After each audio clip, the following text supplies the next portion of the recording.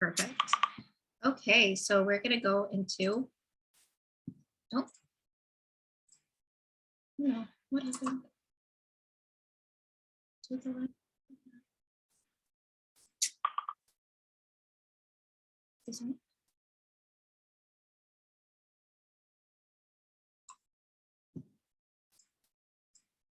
Oh, the land acknowledgement screen isn't showing up for some odd reason. So I'm just going to play it through here so that way you can see. So before we begin, we would like to reflect on and acknowledge the wonderful land we are on today. Through this lovely video created by Sanjana, you will see the traditional territories of the indigenous nations, Anishinaabe, the Haudenosaunee Confederacy, the Wendat, the Métis, and the Mississaugas of the Credit First Nation. These are the lands that Sheridan College is currently occupying. And as Sheridan College sits on these lands, not only is it their collective responsibility to honor and respect those who have gone before us, those who are here and those who have yet to come, it is our own responsibility as well. For me specifically, I am incredibly grateful to be here and residing on the Haudenosaunee Confederacy. I recognize the blessing and opportunity to work and learn with all of you on this thriving green land. So I'd like everyone to please take a second and visit Whose Land to identify the specific territory you are currently occupying, which is on the chat right now. And once you have identified the land, I would love for all of you to please input it into the chat and reflect on a piece of the land you are currently very grateful for. From myself, I'm going to provide mine into the chat so you can see. So for me, the Haudenosaunee Confederacy, I am grateful for the grass and the trees and the life that it provides. The trees provide the oxygen that we all humans need. And the trees also provide some shelter for the animals around me, as well as more life for the land that is around me as well. So please input your territory into the territory that you are occupying into the chat, as well as something that you are grateful for. And I'm going to take a second to pause for some entries into the chat.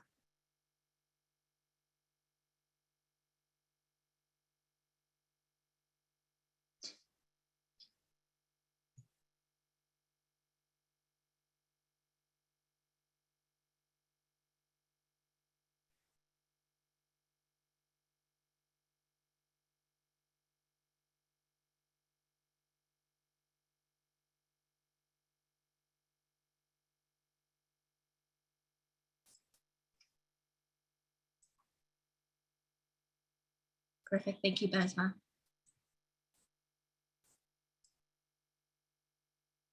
Anyone else?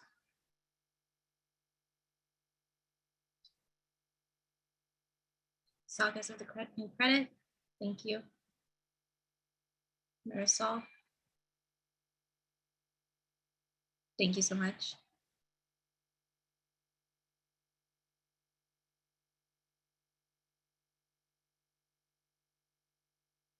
Oh, for the stream, I walk along every day. That's great. Thank you, Hannah. Perfect. Please continue to look at Whose Land to see the traditional territories, and please acknowledge and reflect on whose land you are currently occupying, as well as how important the land is in relation to you. Now I would like to pass it on to Marisol, who will speak on one of our topics today, which is social impact purpose. Hello, everybody. Hoping everybody is in a safe place. We had a massive storm during the weekend where I am. And I don't have any services at my home, so I'm being refuged by, I found refuge in a friend's home to join in today. But I am really hoping that everybody is safe. And now that Sahara is mentioning the trees, that we had a lot of trees lost, and I particularly felt it. It was really bad for me. I also find a lot of solace and inspiration from trees, and seeing them just falling down like that was like very intense. So yeah, oh, another SI hash also is talking about the trees and rivers. So thank you so much for sharing your reflections.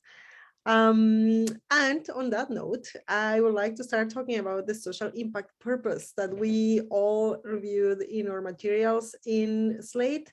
So I'm going to start with a question. Just very briefly, if you can make a reaction in the chat. No, in the chat, no, in the, you know, underneath in the bottom line, there's a thing called reactions. Just a hand up if, thumb up if you were able to read the materials in the Slate about impact purpose. And yeah, if you have that context from those materials into the, to bring into the table today. Something like this, I have to see.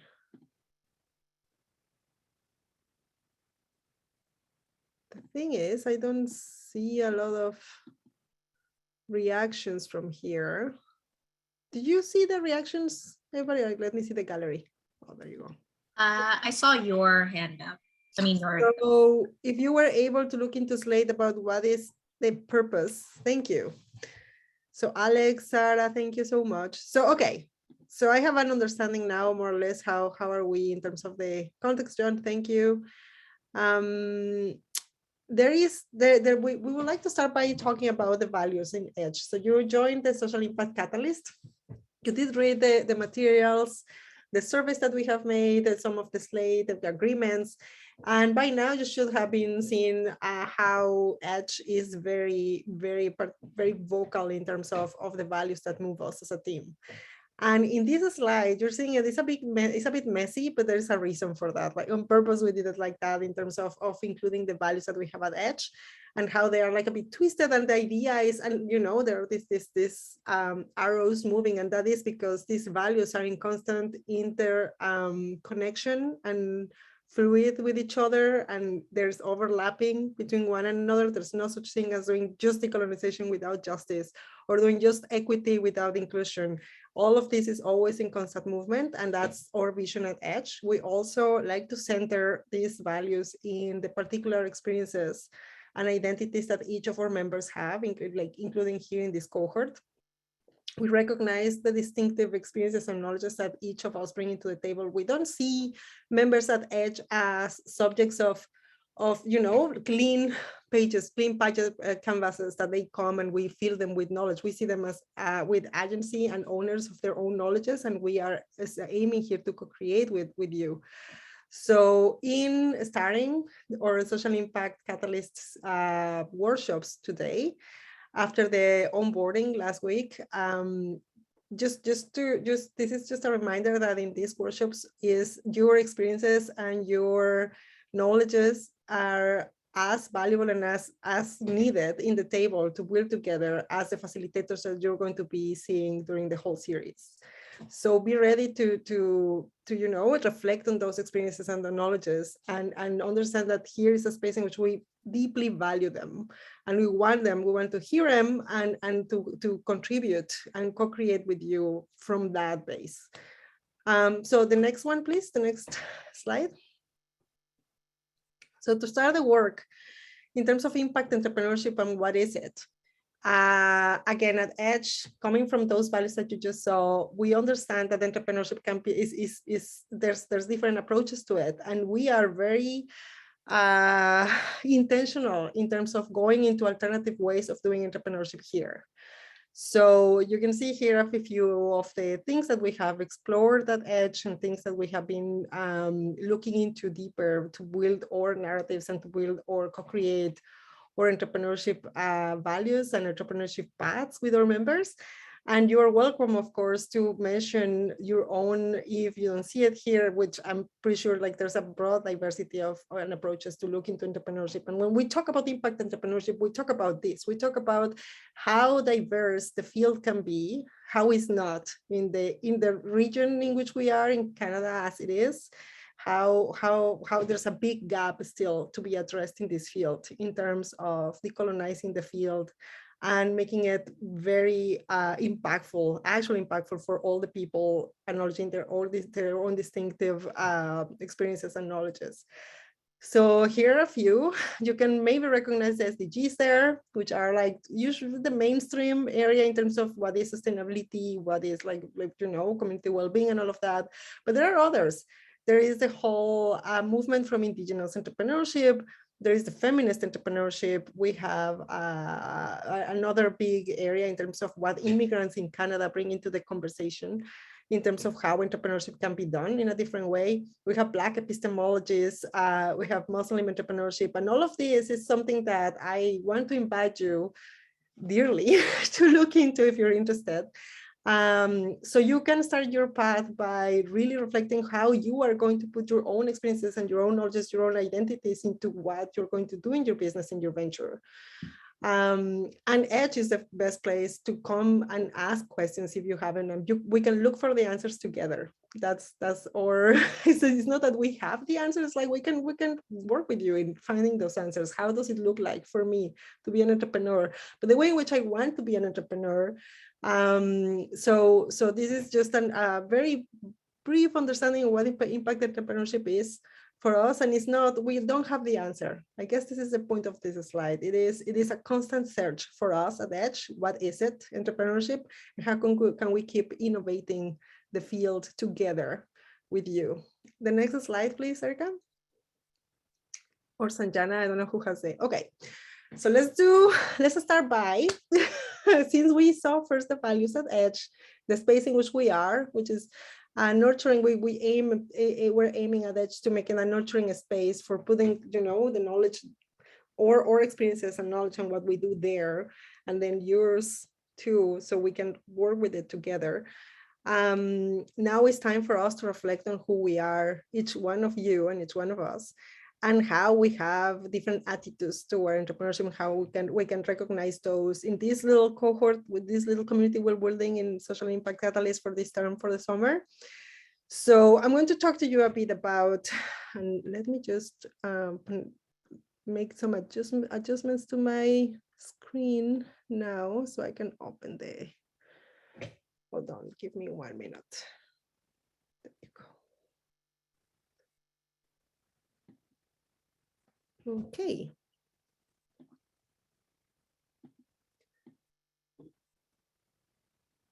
Again, I am away from my home, so I'm sorry for the for the adjustments. The last minute, okay, I think we have it there. So here you can see a few attitudes that we have identified across different tools, different scholarships, different experiences that we have found in terms of what kind of people are working towards impact entrepreneurship.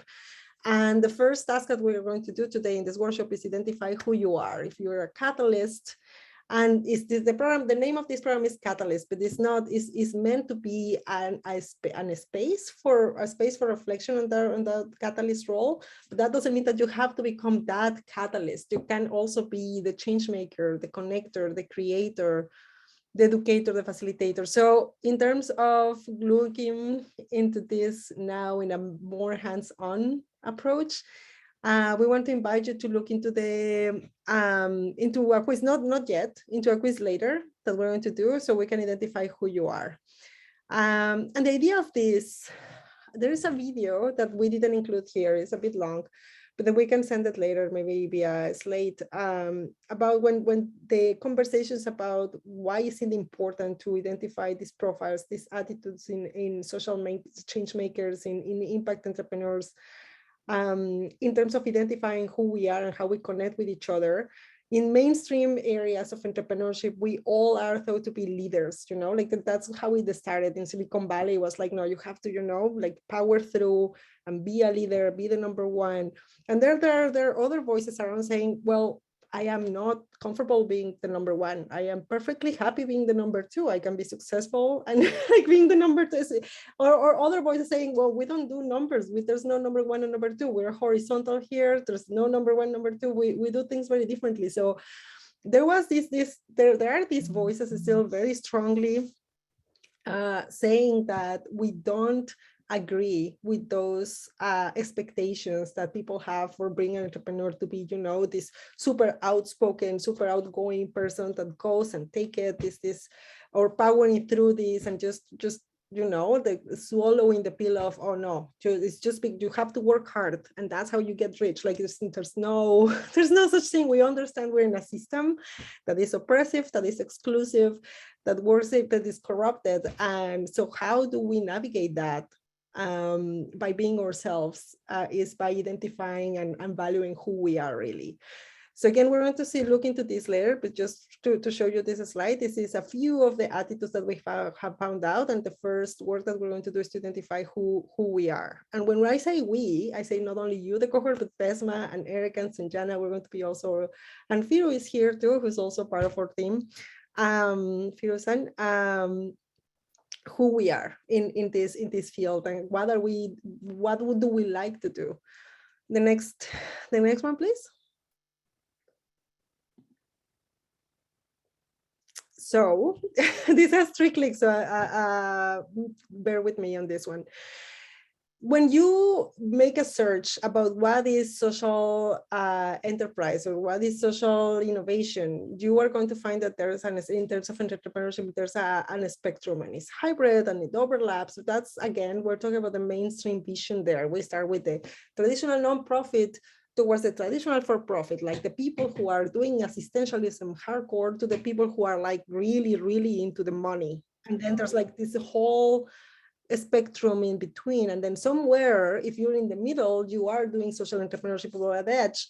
We have seen this, we have practiced this, we have experienced this, there are still a lot of companies and mindsets that are situated in this spectrum, but can you click on that, please? Erica, is that you? Yeah, we don't see that. And another one, please. When we really deeply reflect in our values at Edge in terms of what we do and what we want to achieve by the work that we do with our members, then we came out with a different, from our members, a different needs and different goals in terms of what impact entrepreneurship is. The next one, please, hold the click. Thank you. And we have found out that there's this purpose-driven approach for, like, there's no, in the spectrum, we are actually not reducing, but we are stretching the spectrum into doing things in a purposeful way, with intention. So we don't have only not the traditional nonprofit, we have the entrepreneurial nonprofit with a strategy, nonprofit knowing who we are, where we're going, and then also understanding that we are in this huge system and we need to work with it. So taking that will to change the world and doing it in a very, very smart way. And then we have the purpose-driven business. So not only for profit or not doing business because I need to pay my bills or I need to get rich, but doing a purpose-driven business in which I understand the problems of the world and I want my business to be part of the solution and making a living from it, for sure. And then in this spectrum, understanding that there is this fluidity and this movement, and there's also an international initiative in terms of achieve a genuine sustainable development. And again, in this sustainable development, understanding that there are other voices beyond the mainstream that are calling for a fluid, for not a linear development, but for a circular development, for something very different from what we understand usually, and how innovation actually comes from that place of putting on hold our biases about what we understand for development and being open to understand what can it be, what is community well-being for my community, for myself, for my family, for my partners, for my stakeholders, associates, etc. The next one, please. So this is the time in which we are going to look into what is your main impact entrepreneurship attitude. So there is a link that we're going to share in the chat. Thank you. And you're going to click on it. And just a heads up that this is going to be a pilot. Again, this quiz, a few heads up here, actually. First of all, this is the first time we at Edge have built this quiz together in terms of understanding like this positioning and this identity in impact entrepreneurship. So we are very excited about presenting it here and see how it works. And second is, remember that when we suggest this tool, this is not an assessment tool. And it's not meant to you to believe what it's saying. It's a tool for reflection. It's a tool to look into the questions and ask yourself, if you ever asked yourself that before, if you know the answer, and if you don't know it, start exploring deeper into yourself to see what is the answer, also understanding what overlaps there. Perhaps there's not just one answer, but perhaps there are two, there are three, but then start identifying all of that is very important. So please click on the link. And Erica, what is the methodology we're using here in terms of gathering the answers of the results of the quiz? Yes, so once you're done completed the quiz, I will share a link to a Jamboard.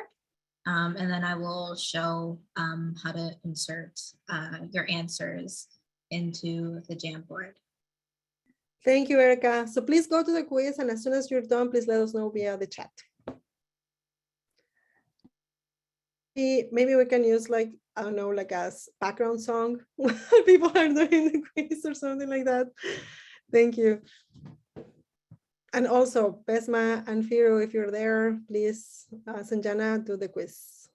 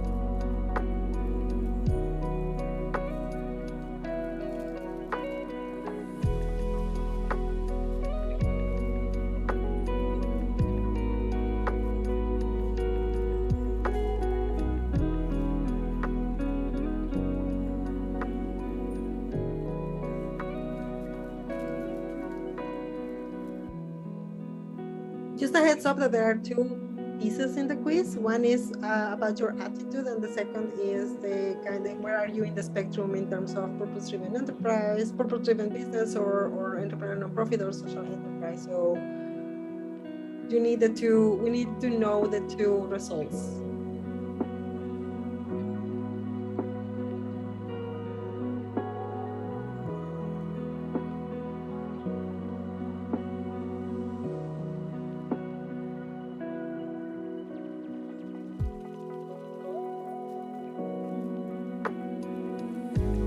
And also remember that after you get your results, share them with the team, your cohort in the Jamboard.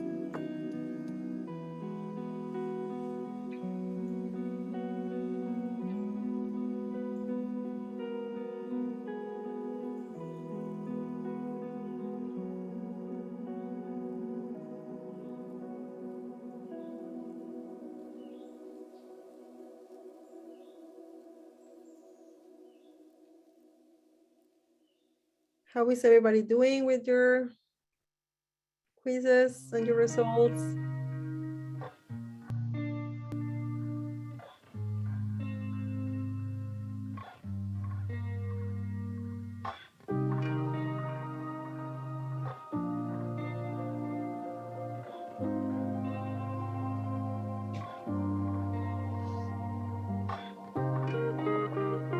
Good.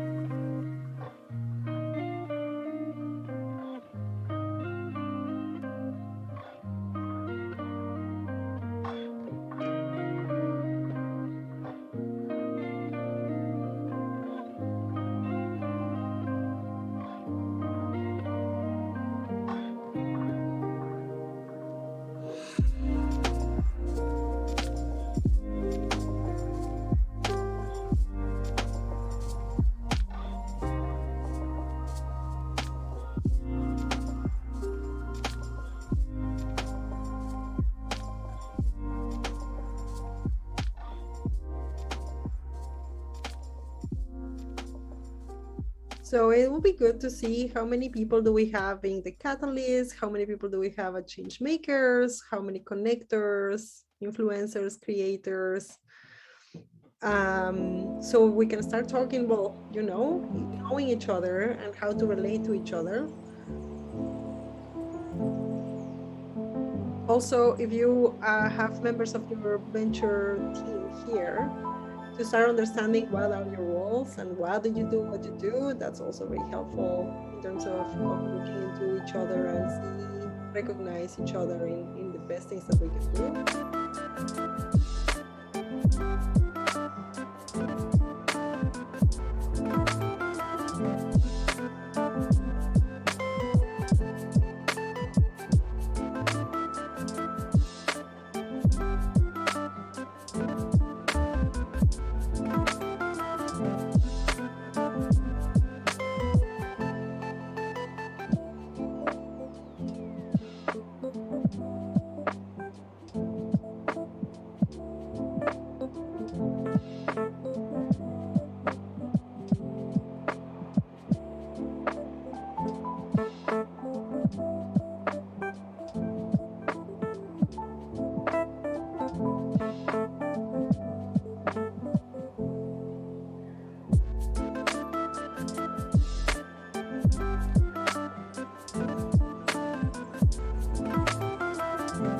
Eric, is that you editing the colors by colors? Oh, thank you. That's super helpful.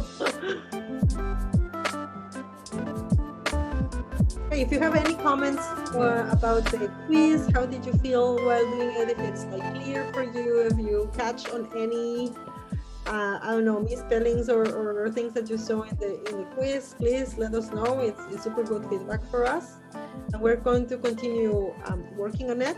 And if you feel that there's something missing there or there's something off, please also let us know. Again, in this program, in this organization, we are into co-creating with you.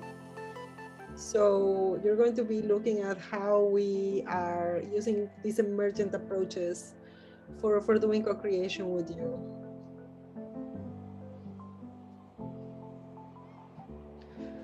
Okay, so see. So we have two connectors. Do we have only Andrew as a leader? The only leader? Wow. Educators, we have 3 educators, 4 catalysts. Well, nothing. You're different from everybody. It's unique, Andrew. I have facilitators. We have also 1 facilitator, Sarah. I'm not surprised. If I was going to bet, I will say also like facilitator for Sarah for sure. Create 1 creator too, Hannah. Change makers. 3 change makers, catalysts. Hey, I got catalyst. Pesma, what did you? Oh, you got educator, of course. Erica, did you do the quiz? Oh yeah, sorry. Connector. Huh, of course, yeah. I can see it. And Sanjana, where are you? Oh, there you are, educator. Good to know. Good to know. So anyways, we can just go back. When you see the when you saw the quiz, you saw that in the result there's like a really brief explanation about who we are, who each one of you is.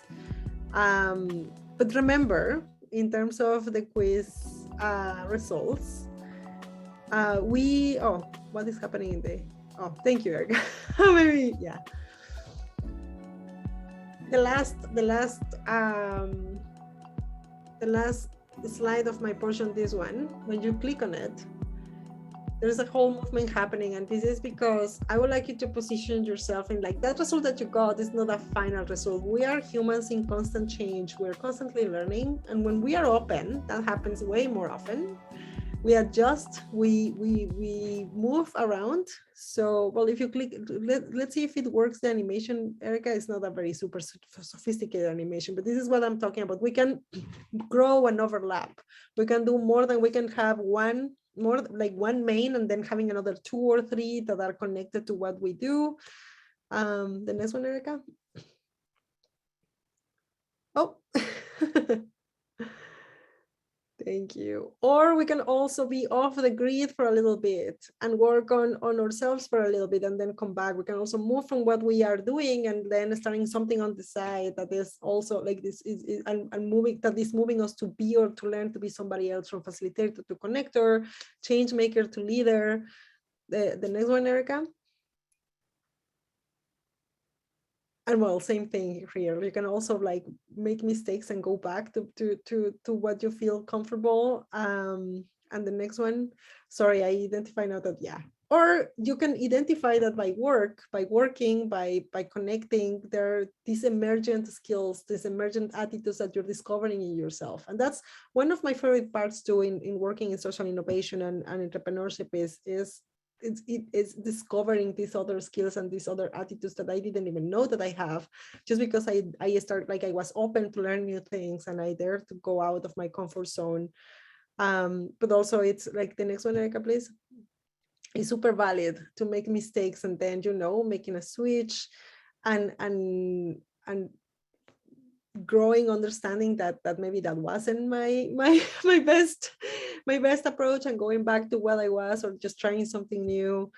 And then what is the next? All of these movements are my cues for, yeah. And then from there, learning and growing to new skills and to try different positions and different approaches to what we do.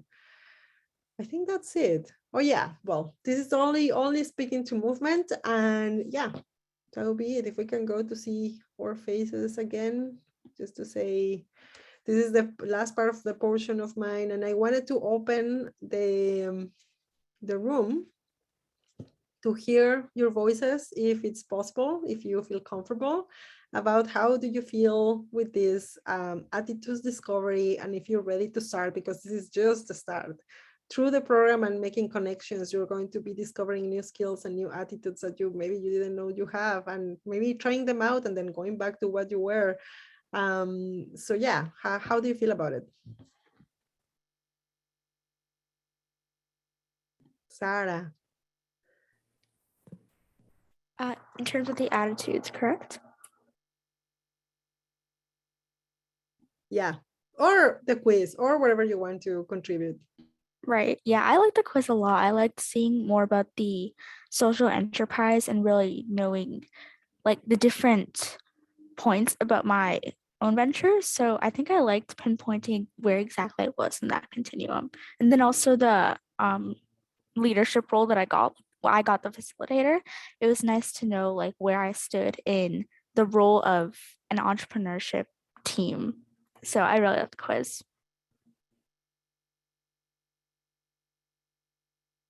Thank you, Sarah. So facilitator, I'm looking for the definition for facilitator, just to remind everybody. So facilitator enables an idea to be realized. It's great at organizing loose concepts into actionable plans and results. And this doer's purpose revolves around bringing complicated ideas to life and is rooted in an innate sense of service. Did that resonate with you, Sarah? It did actually. It did. Yeah. Yeah. That's really cool. Thank you, Sarah. Anybody else?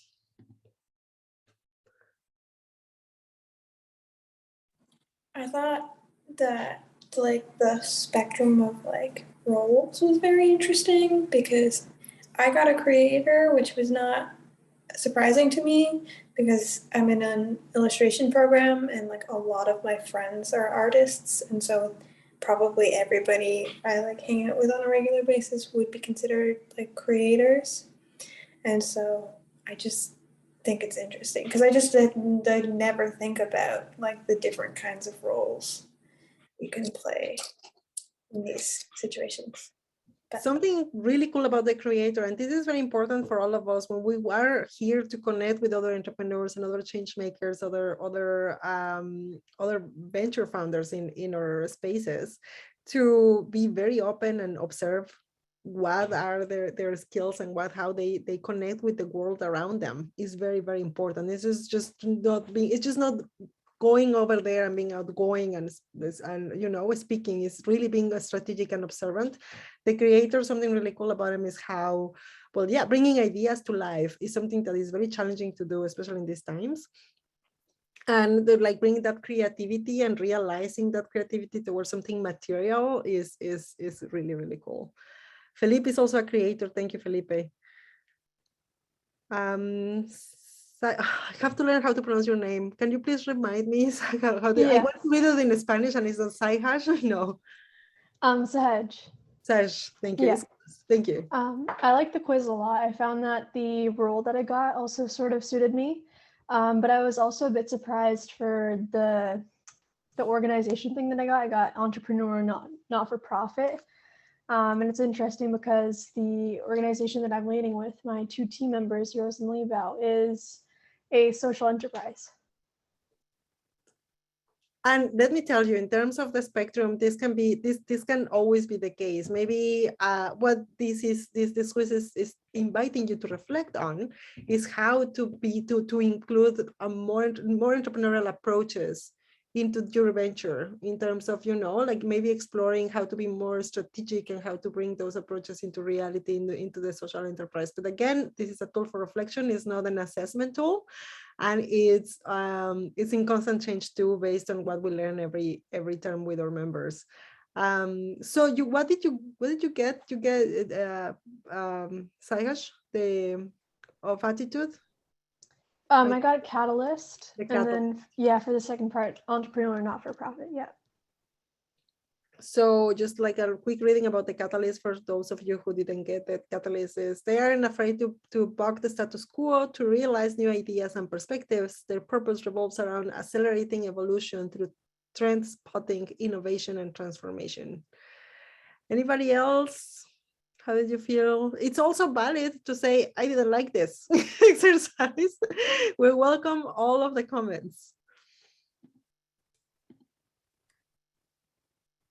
Okay, Benjamin, you can go. Okay, so I got Changemaker. I wasn't really expecting the description to be what it was for Changemaker, but I was genuinely surprised at how accurate it was. So it starts off by saying changemakers are empathetic, and I'm definitely an extremely empathetic person. I've always been like that. And it's interesting because I think I've kind of learned to use empathy and just kind of being sensitive to others' emotions and like just their overall state, it kind of helps me to connect with them, and in turn that helps me to work with them a lot better. So yeah, I thought that was interesting. Amazing. Thank you, Benjamin. Thank you. Yeah, the change maker is funny because it's a very, it sounds like a word that is more driven into action, change Yeah. maker, right? But Yeah. it's really not. It's like you said, it's highly empathetic. They believe people have everything they need inside of them to change their lives for the better, and their purpose revolves around the inner transformation and serving others. In other words, identifying what is shining inside of people, and then bring that thing out, because you see it right away as the empathetic person you are. But also it works backwards too, eh? Like, be careful there, because the change makers are also very good at spotting, like the dark side. Oh yeah. And danger. So for that part, you need to prepare, and again, being very strategic, bringing out your entrepreneurial skills to be ready. Yeah. Thank you for sharing, Andrew. Thank you.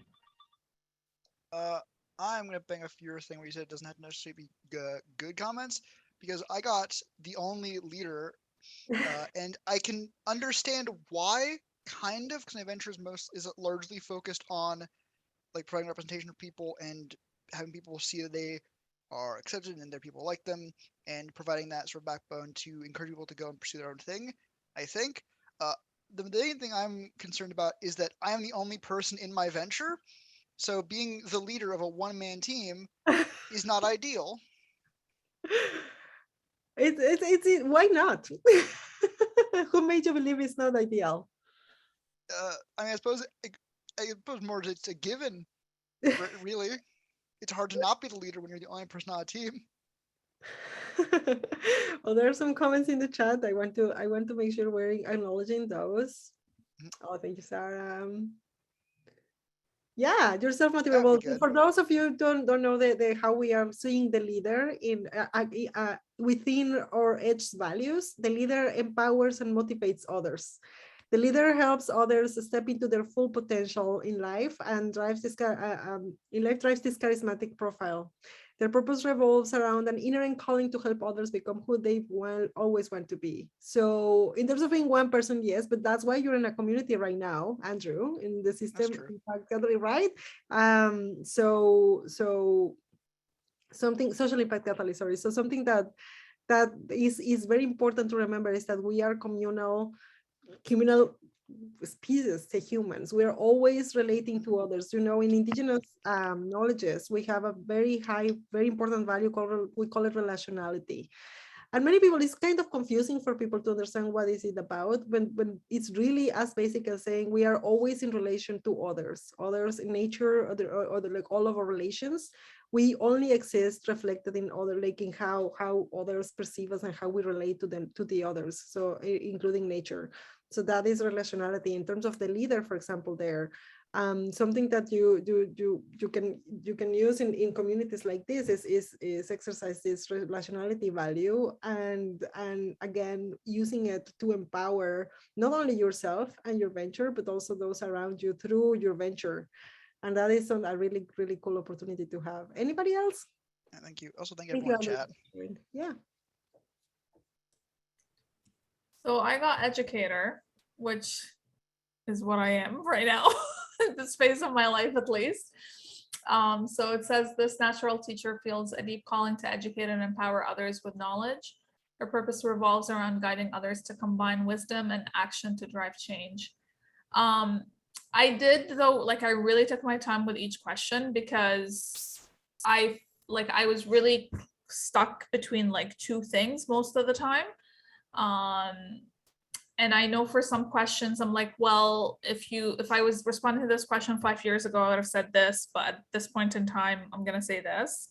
So I'm almost curious to redo it and do it based on like maybe what I would have said like 5 years ago, or even a couple of years ago. So to your point, things, people change, you change, your focuses change. And then I got social enterprise for the second question. Which I've never run a social enterprise. I've been part of social enterprises as part of a larger team, but I haven't founded a social enterprise myself. But so it was kind of reflective of like where I am at this point in time versus 5 years ago or 10 years ago. So yeah, so just sharing a point that you will change for you even if you do it like a year later.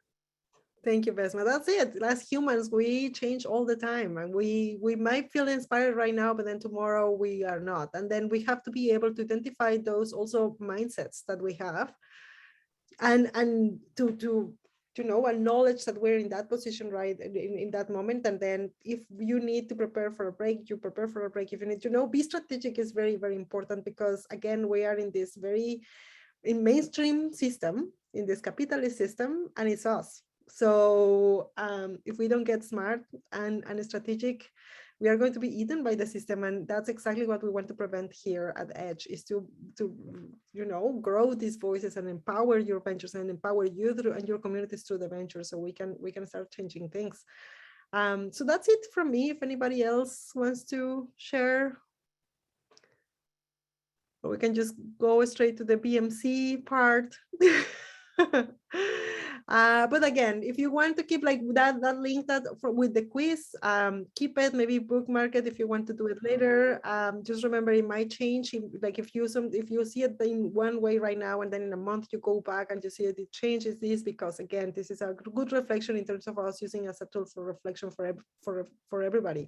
So yeah, that's something that we would like to give you as a reflection tool for now. And Besma, Yeah, I think Felipe wants to share. Do you want to share your response, Felipe?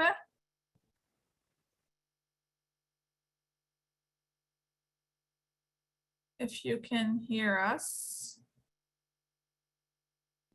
And you're muted, Felipe, in case you are.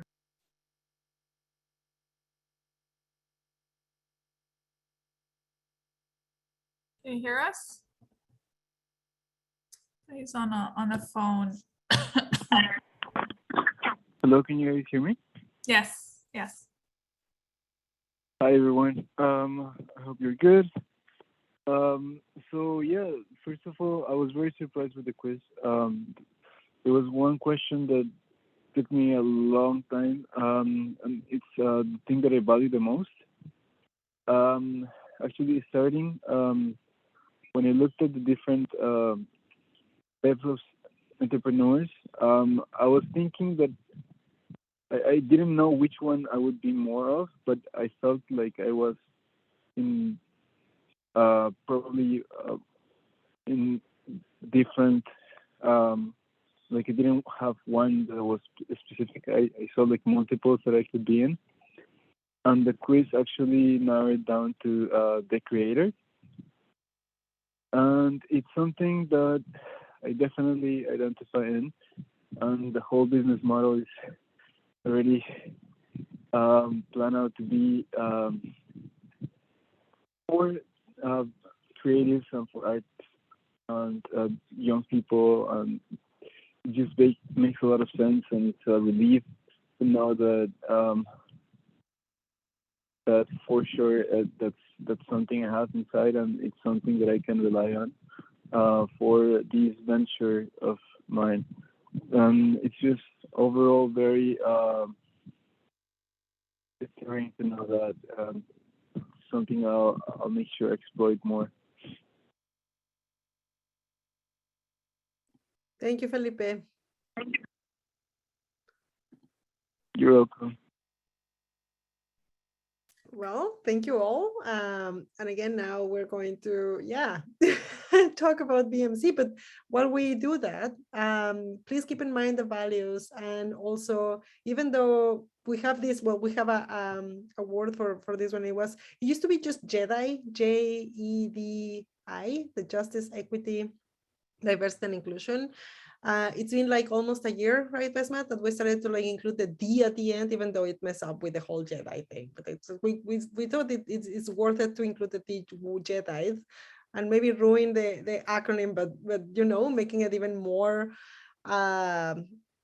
impactful in terms of the decolonization piece for us. Which, like, full disclosure for Besma and me, and I'm sure Erica and Jan are solidarity to this. Decolonization is one of our main priorities at Edge, personally, in our work. So thank you, Sarah. So the Jedi values are also set there for you to reflect on, but also it's for you to come out with your own values compass. What are your, like, it doesn't mean, again, they're all interconnected and they're moving around. We have difference, but based on your community, based on who you are, based on the well-being you're envisioning for you and those around you, it's very important that you identify what that value that you're striving to practice every day through everything you do. And then understanding that that value is interconnected with all of them, all the rest, and keep informing ourselves and keep educating ourselves in terms of how to do better there is one of the main things. And we at Edge, we are very, very happy to share with you our experiences in doing that in case it's useful for you, if you find it useful. Yeah, so reach out. And that's it for me. Thank you. Awesome, thank you. So there is more information on the streams that Marisol spoke about in the online module on Slate in week 1. I do see that a handful of you did not open that module, so I hope you do over this week to learn more about the streams. It's pretty short. It's very introductory. But hopefully now that kind of you've had this conversation and you engage with the quiz, it'll give you a better understanding of what the 3 streams are. Okay, so it's 7:06. Why don't we take a 5-minute bio break? And then once you come back, we are going to actually go through your BMCs to share and give feedback. So take 5 minutes, run to the washroom, grab a drink if you need to, and we'll start in 5 minutes, sure.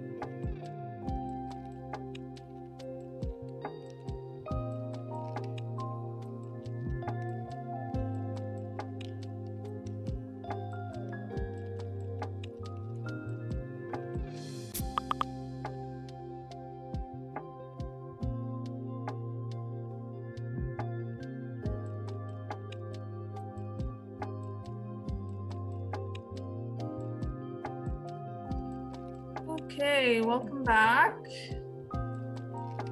We're all back. That's when it's hard to tell with no cameras. So if you can just, if you're back but not turning your camera on, if you can do a thumbs up or some sort of reaction so that we can see who's okay. Okay, awesome. Okay, so we're going to focus now on your BMCs. So all of you worked on the BMC last week, which is the business model canvas. And all of you should have submitted your BMCs that were due on Sunday, I believe, or last night, something like that. So before we start doing that, I wanted to check if there are any general questions about BMCs or really any of the material that you covered in week 1.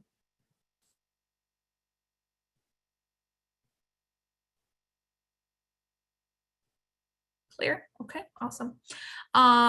So with BMCs, we wanted to check if you folks would prefer to stay in one large room and listen to the feedback to everyone who's going to get some quick feedback. That way you can learn in the process, or if it would be best to go into 2 breakout rooms. So it'll only be 2. It's not going to be too many, so you'll still get to hear, just not everyone.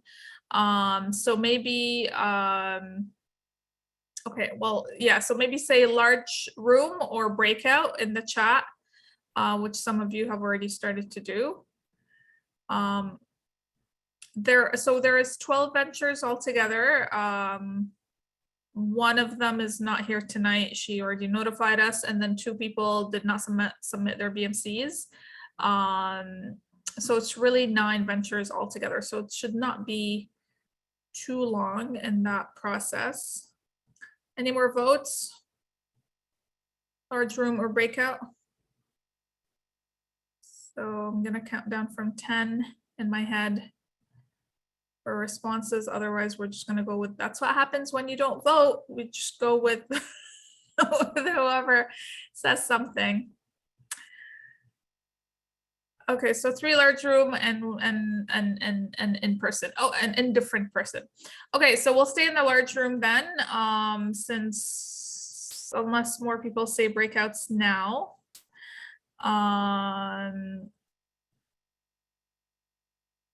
Okay, so large room it is. No one else is speaking up.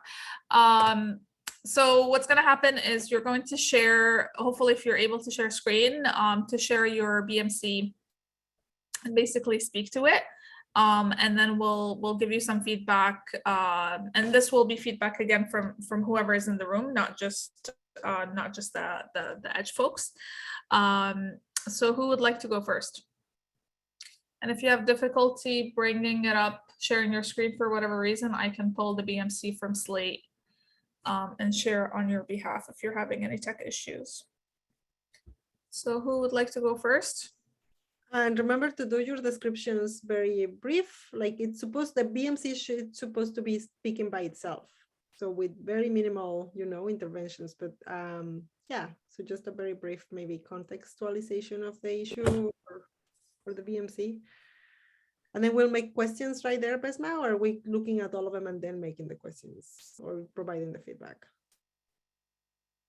One of them and then or all of them. We see the presentations first and then we speak of them. Like everyone going through and then providing feedback? No, I think we'll provide feedback on one by one. Got it. Okay, so who would like to go first, or should I pick randomly? What did I just do? We'll go first. Okay, John. John and Co. Are you able to share screen? Yes, 1 second, sorry. Okay. Okay. It's So disabled. John, Oh, I'm unable to share my screen. It says it's been disabled. okay, can we give John power? It's being enabled now. Okay, try again now, John. Okay. Okay, everyone can see my screen? Yes. So if you can start with like an extremely brief introduction of what the focus of your venture is about, and then explaining what you have here. Okay, so the focus of our venture is to teach players kind of the effect of their action or the lack of their action if what they do, or sorry, one second. So the focus of our venture is to have players learn that the effects that they cause on the environment has very real world effects, and we are trying to teach players that through the game we are creating. So you wanted just a brief overview, right, of the business model canvas? Yep. Okay. So customers, sorry. I guess I'll just start from left to right, even though we kind of wrote it in a different way. So our key partners are Edge, Sheridan, contractors, so people that we want to work with, possibly people like artists, because we don't have an artist on our team. Also Steam, we want to release our game on Steam, and other publishers. Key activities that'll help this game, make it, key activities that'll make this game, good for players and make it so that we portray the message we want to create will be through playtesting, quality assurance, multiple iterations, and minimizing costly resources so we can focus on other things. Our key resources are mostly free resources, so Unity Game Engine, Slate, Google Drive, Discord, Trello, Zoom, Reaper, pretty much everything we work in. Our cost structure, so we looked into software licensing, so most of the software are freeware or stuff we get through the school, through Sheridan. We also have to look into maintenance and repairs. We looked into maybe making money through expandable content and maintenance and repairs. So those are like specific costings that we have to take into consideration. There's also publishing fees. So releasing through Steam or different publishers, we have to look into that, and hiring employees, because we need to hire an artist possibly for this game. Our proposition, we want to educate players on how their actions determine the future of the world. Advanced mechanics, our game will have advanced mechanics that the players can interact with. Exploration, they will be exploring a virtual world, and well, technically 2 different worlds. And there will be a new and unique take on 2D platforming. Customer relationship, it is automated because we mostly won't have, we will have automated. I'm sorry, I'm just forgetting sorry, Ben, if you want to jump in. Yeah, it's okay. I'll stop. Okay, yeah. So it's automated because like when it comes to actually purchasing or like acquiring the product, it's just going to be through Steam, right? Which is an entirely automated process. There's no actual like personal connections. And then social media connections, that's how we're going to like spread news about our game, the progression of the game, and like how the development is going. And then personal, because I mean, we want to be able to communicate with our players on a personal basis. So if they want to talk to us or just, find out about our team, then we can just personally talk to them. Yeah, and then channels is how our game is going to be delivered. So this is actually kind of long term. The game that we're working on right now is likely just going to be released on Steam. But in the future, when we get this, when we actually get Enigma Games like an official business, we're going to be spreading across multiple platforms. And the customer segments, we're reaching out to customers who are open to like a lot of different things. So customers who they're looking for the challenge, but then they're also looking for meaning, right? We want our games to communicate meaning and purpose, and to give them like a drive that says there's more to this game than just sitting there and having fun, right? Like you're learning something that actually matters. And then this specific game is for environmentalist gamers. So for gamers who care about the environment and want to learn more, that's kind of what our game is being directed towards. Yeah. Yep.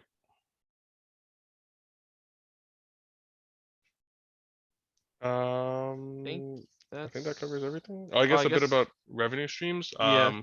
So purchases of the product of the game, partnerships maybe with other companies, and DLCs. But since we're planning on just making a demo for the first iteration of our game, it will probably be free to play, because we would love to have testers, right? And then once we release as a full game, then we would look into using it to generate revenue. Yeah. That is our BMC. Mm-hmm.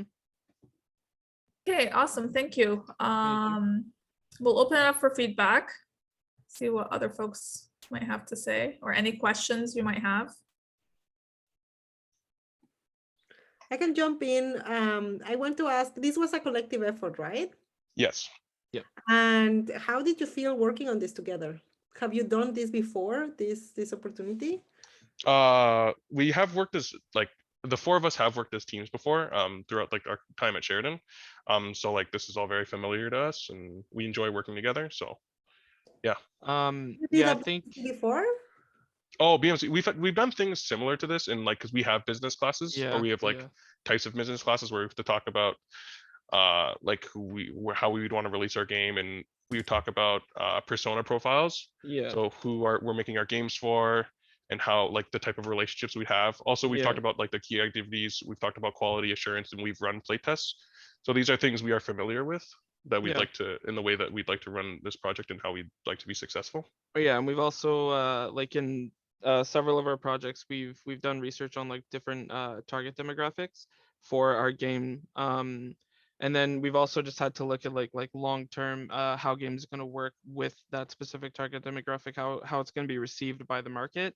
And then we've worked on like actual project based or sorry, we've done actual project based classes where we've had to list our key resources and just like really go through, and as a team we have to make sure that we're all like 100% on the same page. So this was actually a really good opportunity to do that again.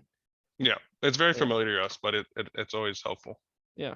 The business model canvas actually was very similar to some of the documents we write, or we've already written actually. So we did use information that we already had in the business model very canvas.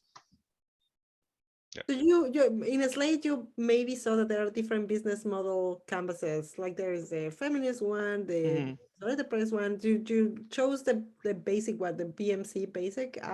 Is there any like? Did you explore any of the other possibilities? How did you feel about them? I think we actually also could have worked with the The lean one. canvas. Yeah, we looked over the lean one as well. It's just we were very familiar with all the different sections. Like we've actually written most of this in our project plan, which is another document, one of the deliverables we said we'd have. I could show it if you guys would like, but if you guys don't No, this is okay. One thing about how are you planning to include, well, there are two things actually, just to close. The first one is if you are identifying the difference between building your company, Enigma Games, and the business model canvas of the company, and the business model canvas of your first product, which is this game, how they can be, like how they are different from each other. One, like the product, I guess, has to be more specific, more emergent from the challenges you're having, you're facing right now. And the other one is more long term, as you said when you were talking about the channels. That is in the future. How are you planning to address those channels as a company? But yeah, just keep that in mind that this for the business model canvas is more about building your company as like your company, and then the product is one of the products that you're going to start with.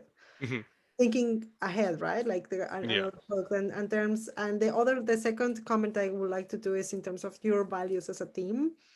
And again, coming from the conversation we had before this section in the workshop, just to keep in mind that those values have to be reflective in everything you do. If you're working with equity, if you're working with diversity, and how are you including those, it will be really cool to see them in like across every materials of your portfolio. Not only because it's good for you as a team and as a strategy for a company right now in this context, but also for you to keep that mission consistent through the work, right? And that's for me. Yeah. Okay. Yeah, we definitely want to. Well, just to speak to your first point, we definitely did kind of merge both BMC, like for our long term and our short term, because we are kind of have two ventures going on at the same time.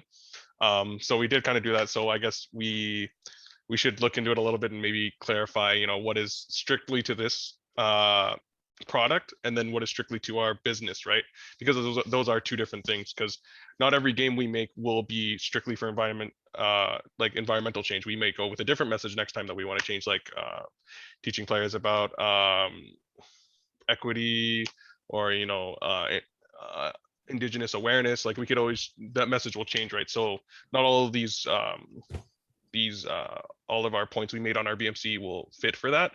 But yeah, so I guess we have to think of that. And for the second point, yes, we definitely want to stick true to our values that we stated earlier, especially in like our team charter, which is a game design document where you state your values and what you're trying to accomplish throughout a project. But we should look at it more as the team charter for our business and how we want to run ourselves as a business, and not just this one project. Because at the end of the life of this project, it's, as a company, it would just be the next project, right? We'll just move on, and we need to keep those values throughout and be consistent throughout our different projects. So yeah.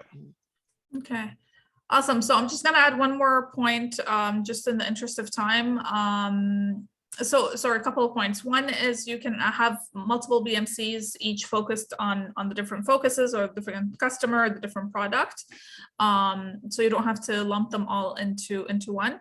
Two, for the key resources, I'm not familiar with some of the resources you listed there, like for example, Reaper or Repper, if I don't know if I'm mispronouncing. Yeah, it's a Reaper. It's a sound design software. Yeah. Okay, so for example, Slate, I'm not sure how you see Slate as a key resource. You want to think of the things that are more applicable to your venture in terms of like making the product. Like Slate is just the place where kind of you're learning about things. Yeah, that's kind of how we thought of it as. It was like, so okay. Yeah. So just think about resources from that perspective. The team, for like you mentioned, you're gonna have to hire a designer at some point. So that's a key resource, the team members themselves and the skills that they bring. So yeah, just reconsider some of the resources you have on there. But yeah, otherwise, good job and thanks for going first. Thank you. And we're gonna move right along just because of time. So Andrew already volunteered to go next. So Andrew, if you want to share your screen. I will. And also, please, Enigma, if you want to just check the chat for other comments that came through. It's not giving me the specific window that I want it to. That's unfortunate, because we're just going to go like this. Your voice is really low, Andrew. Oh, yeah, that's because I was just mumbling to myself. That's my fault. Okay. Yeah, for some reason it wouldn't find this window. So this is now literally just full screen, which is the professional way of handling this, naturally. So let me actually get the other thing up and like actually see. I was looking at something else for reference, and I've lost it. There we go. So for my Abysmal canvas, it is based primarily on the one game I'm focused on now, because again, I'm a single man team. So while I do have plans to go into a full studio at some point, it felt a little bit gratuitous to plan out how to run a full studio where I would make multiple games when I'm still working on the prototype of the first one. So this is just the main thing for how I would make one game as an independent creator. For the customer segment, I focus more on what customers I'd be going for, and it would already be people familiar with games. I'm not Nintendo. I'm not going to get anyone who's not already familiar with Steam and other gaming systems into games, and I should just focus on that market and know that that's who I'm going to be appealing to. Is also going to be more specifically people who are looking for representation in stories and games and media in general, especially people that don't see a lot of representation in media. Specifically, joining people around like late teens, early adult, because I don't want to go outside that range, because that can mean very different things you want to do for even people in their like early 30s or mid to early teens. So keeping it focused on a specific age group. For customer relations, as someone who partakes in games myself, generally, if I'm interested in a pre-release game, then I'm going to want to see consistent updates, know that future games are going to be continuing at the same quality, knowing that things are progressing. It's very easy to see a project go quiet for a few months and begin to worry that it's just dead. They just died in the water and that you're never going to hear anything from them again. That's a very common thing with indie games and even just indie content creation in general. No swan song, no death rattle, just ends. For the channels that I would be using, there are actually a surprising number of channels for independent creators in indie games. Generally, things like itch.io, Steam, and Patreon is a good one for early development. Itch and Patreon are excellent platforms to start on because it means you can start actually making money and getting the game out there early without having to have already finished a game. There are some games that do that. Stardew Valley is a famous example. It took 4 years to make, and it is a 1 in a million success story. You can't bet on being able to just spend 4 years on a project and expect it to work immediately. Itch and Patreon means you can get money while you're making the game and know before you spend 4 years on a project if people even care about it. For revenue streams, it is a similar sort of thing. There are many forms of like payment that indie developers can get, generally in the form of itch.io and Patreon. Itch is very good because it can actually have 2 different downloads for a game, one that people can download for free and one that they can pay for so they can get it earlier, right on the same site. And they can actually see development updates for both. So it can encourage people to like keep up to date with the game and get down. And if they're like, ooh, that seems really good, buy it in advance and just always have that up to date version. Patreon, similar thing. It allows people or content creators to provide extra content for people who are willing to pay for it. It's a thing in games where the price of games are very elastic, which is why there's so much DLC, extra content for games. They can release the game at a slightly lower price and then a bunch of extra content for people who are willing to pay more. Same thing with this, with Patreon Itch, you can release a free version of the game. You can look at it and you can start to gain an audience before the full release. Then people who want to pay more, people who are willing to pay more, are able to get that revenue. Key activities for actually making a game and developing it. The obvious activity is developing the game. No updates can be made, no new builds can be shared if there's nothing new to be shared. So generally, game clients will lose interest if a game goes silent for too long. Games being made they have to be made in order for people to care. That also means you need to get some form of revenue or some activity while it's not finished, which is really the balancing act. Key resources. Generally, they're all wrapped up for single game development in time, because again, a game takes time to make. It generally only really begins to, at least traditionally, only makes money after it's been made. So all the resources surrounding indie development are based around how long it takes. You need to have money to actually produce the game. That can be either in the form of a just amount of money you save beforehand you can take from as you're developing it. It can take from just the amount of hours you can put into a game, or the amount of hours your team can put into a game. So if you can hire someone else to help you out, you can double, triple the speed at which you can make the game, but also double, triple the amount of money you need per month to actually produce it. For key partners, right now, just for me, those partners will be things like Itch, Steam, Patreon, bigger sites that I can work with, and thankfully be very simple to work with. They are platforms built on working with creators, or at least Itch and Patreon are. Steam is more broad than that.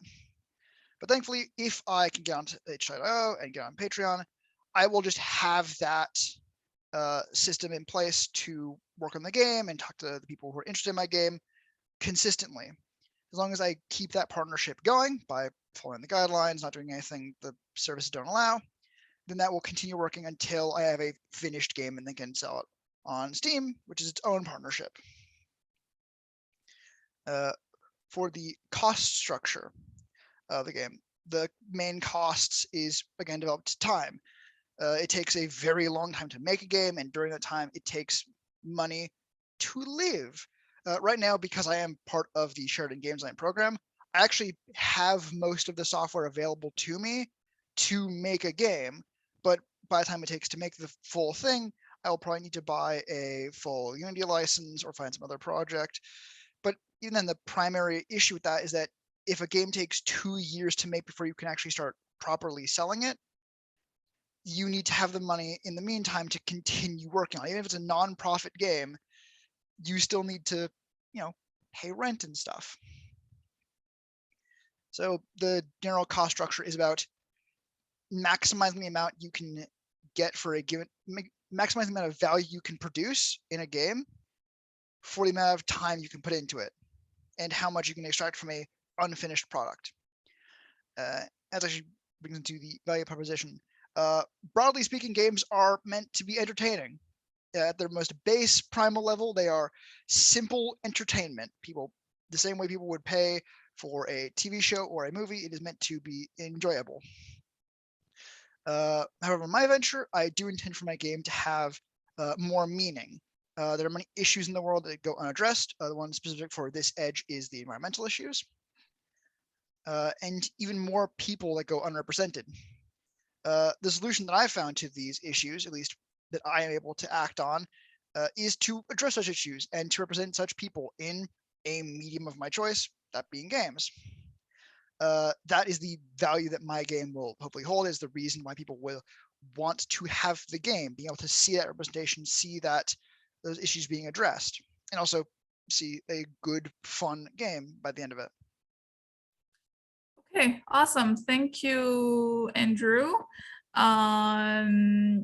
So some comments already started coming in the chat, including mine, around the key activities that you also, I mean, obviously there is the game itself, but you also want to consider, all the different aspects. So like eventually for forming some sort of story, and it doesn't necessarily like the theme, the sequence of the steps of the game, whether you want to refer to it as a story or otherwise, animation of any characters or anything that would be involved in the game. So, and so on. And so you want to consider all these activities and the resources that would go with them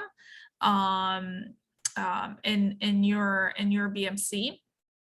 And then also, to your point about some games taking years for them to be finalized. Same thing goes to creating technology or apps, or a lot of things out there. The final version could take years, but you want to consider what's the minimum, what are the minimum features or the minimum aspects of the game, or the minimum characters, or the minimum of all the above that you want to include in the first iteration, that you want to push out to get some feedback before you invest years on to working on the game, where from a technical aspect it might be working great, but there isn't enough interest in it for whatever reason, or the market changes in that span of time. So that's the other thing. Like maybe right now you have this focus, it's getting a lot of people's attention, but in 2 years or 3 years, maybe it's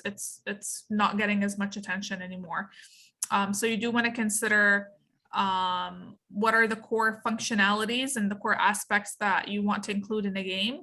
A, to test it and get feedback, and B, to your point about raising funds through Patreon and other spaces. People like to see something to be willing to put some money towards it. So it doesn't have to be complete, just some sort of minimum version. And the MVP point goes to all of you, regardless of what you're doing, because like I said, different projects can take years on to be complete. So you need to think of your BMC that would allow you to get some feedback and support potentially. So please check the chat for other feedback. And if we can ask to please try to keep it at 5 minutes per person, just because it's like, I think it's already been like close to half an hour and only two ventures have gone. And yes, thank you, Andrew. And next we have Hannah. Hi there. Hold on now. And as Hannah pulls up the BMC, just a general comment for all of you, the BMC also is a good document for the initial conversation you would have with your mentor, as a way for the mentor to see what you're focusing on, and to see kind of how you thought of the different aspects, and also give you feedback. So it would be a good conversation starter for that first meeting with the mentor. All right, can you see my screen? Yes. Alrighty, so I have obviously done the lean canvas, which I thought was better for my like stage in my project. So my idea here is to make products featuring illustrations of endangered Canadian wildlife, and then sell those products and donate a portion of the proceeds to conservation efforts for those animals. And I had not come up with this last week, so this is why we're doing the lean canvas. My customer segments would be college students vaguely, based on the products I was planning on doing, animal lovers, Canadians, I assume, because I'm doing Canadian wildlife, and then people who are environmentally conscious. Maybe that could overlap with like vegetarians or vegans. I'm not entirely sure. But so the problems I'm going to be solving with this is insufficient funding for wildlife conservation, and then maybe boring / uninspired decorations available for dorm rooms or general life. Existing alternatives, but I'm a little bit guessing with these things. So I've just put down collecting donations or doing fund drives for the funding, and then sorting through Pinterest boards to find fun things to buy. And so my solutions would be ensuring the quality of my designs, and then committing early on to keeping the donations a priority. The metrics I would be using would be how much money like I would be able to donate to these wildlife conservation funds. I like have one specific in mind, but yeah, so the unique value proposition is the products featuring these illustrations, and then the unfair advantage I have is my illustration skills. That I have like had an amazing education from Sheridan in illustration, and I'm very excited to be able to use it for something useful. Yeah, so the high level concept I was kind of confused about. I don't know a huge amount of other, I'm not like very well versed in business, so I just guessed at something. I was like, Tom's for Wildlife Conservation, that like shoe fund, like shoe company that donates shoes, but now they don't donate shoes, they donate money. So I figured that was close to what I was trying to do. The channels would be through social media, Instagram and TikTok. I guess I should have put here that I like plan to do like an online storefront. So like Etsy or my own website. I've made websites before. I don't know how cost effective it would be starting off to do that, but also SC's fees are going up like to concerning degrees.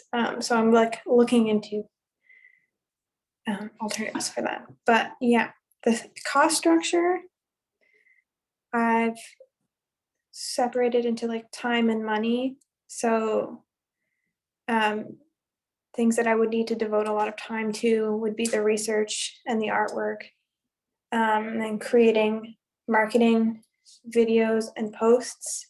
And then on the money side, having products made and shipped, and like getting samples made, and maybe there would be money involved in marketing and promotion as well. And then the revenue streams, yeah, an online storefront. I had like examples of products that I had thought would work and was interested in making there. So like tapestries, pins or patches, tote bags, pencil cases, prints, that kind of thing. I know a lot of people who make those things, and that's kind of why I've gone in that direction. But yeah, that's the plan so far. Okay, awesome. I think a key metric that you can also add is just the awareness raising piece, given the focus. So I think what would really get people interested in your products, you know, besides like, so generally speaking, like, and you'll see more about this in the module that you'll be doing this week.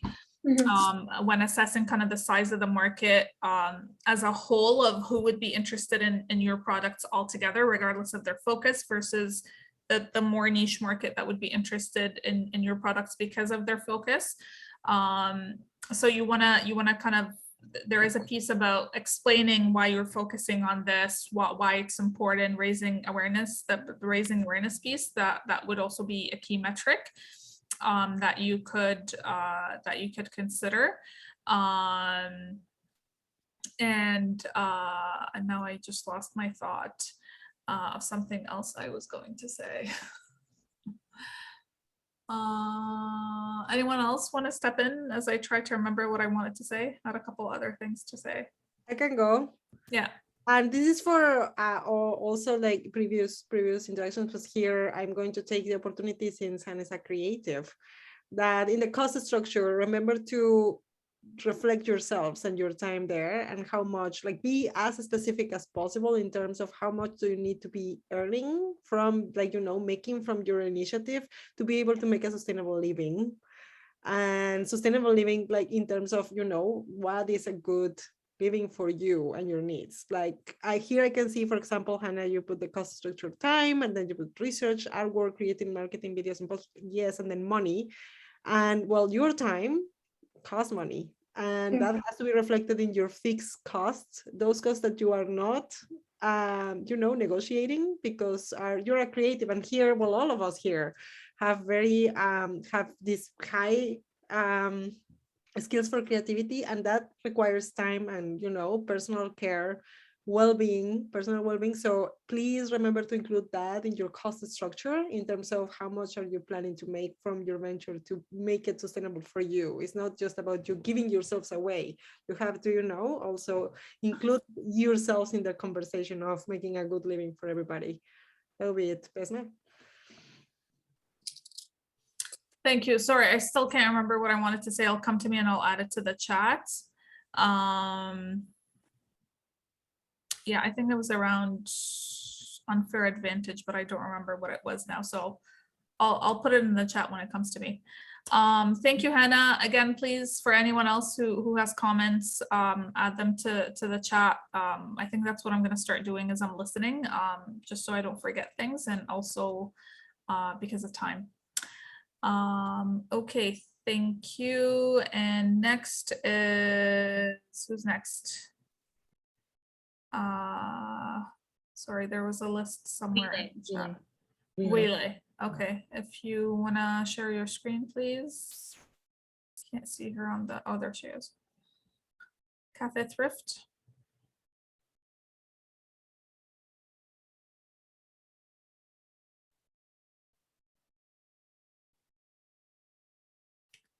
Wele.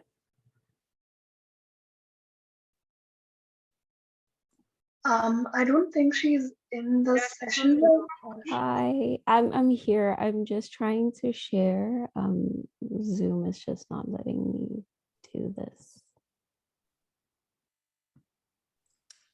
Sanjana, do you want to maybe make Wele a co-host? And maybe it might help.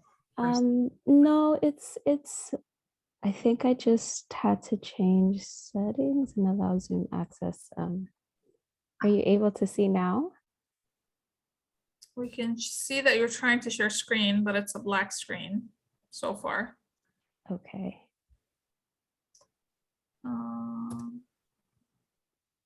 If Pujili uploaded to the slate, maybe we can pull it out. Yeah, I was just gonna say, if you want, let me just download it from Slate if you're struggling. Yeah, it should be on Slate because if it's not showing now, then Okay. So I'm gonna take over screen for a second and share. You all see it? yes, there we go. Okay, so, okay, All 5 right, minutes, so go. okay, got you. So my business idea summary was just a thrift store that will be a merge of a thrift store and a coffee shop, ideally located within university and college campuses. And so my customer segments is really college and university students, mainly like schools that are in the Peel region. And so the age is between 17 and 30. Ideally, that's usually like the college, university going age. And low income. And so, yeah, so most of the things that I'm working on is to ensure that things like clothing or sustainability is accessible regardless of your tax brackets, and you don't have to really be making a lot of money for it to be accessible for you.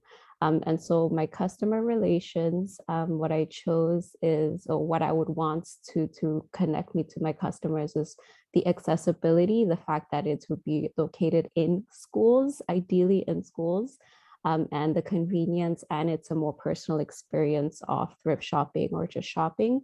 My channels, I think ideally, because of the whole minimum viable product, I would like to start by connecting with student unions within the different schools. A lot of student unions have access to like different rooms and yeah, all of that. And so I would just start by maybe doing like weekly pop-up shops or, yeah, pop-up shops selling on campuses, whatever thrifted clothes I find, while working towards then getting like an actual storefront, or doing online. So maybe a merger of a more social media based storefronts with the pop-up shop. And so my channels would be social media, the vendor stalls, and potentially a storefront.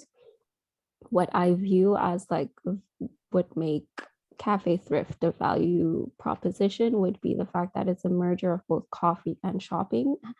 It's curated clothes, so it's not like, when, I don't know if you guys have gone thrifting, you really have to go through a whole bunch of junk to really find something that is modern or new. And so it would be a more curated version of all of that. It would be easily accessible for my target customer and audience. By that, I would be located in schools or nearby. And so there isn't this added factor of having to travel elsewhere. It is a way to introduce a sustainable life in your everyday lifestyle. Yeah, for students to start introducing a sort of sustainable life through their shopping and through like the coffee that they drink or snacks. If I decide to do snacks, the clothes are cheap, not cheap in quality, but cheap in actual cost. My key activities would be being active on social media channels and establishing relationships with student unions.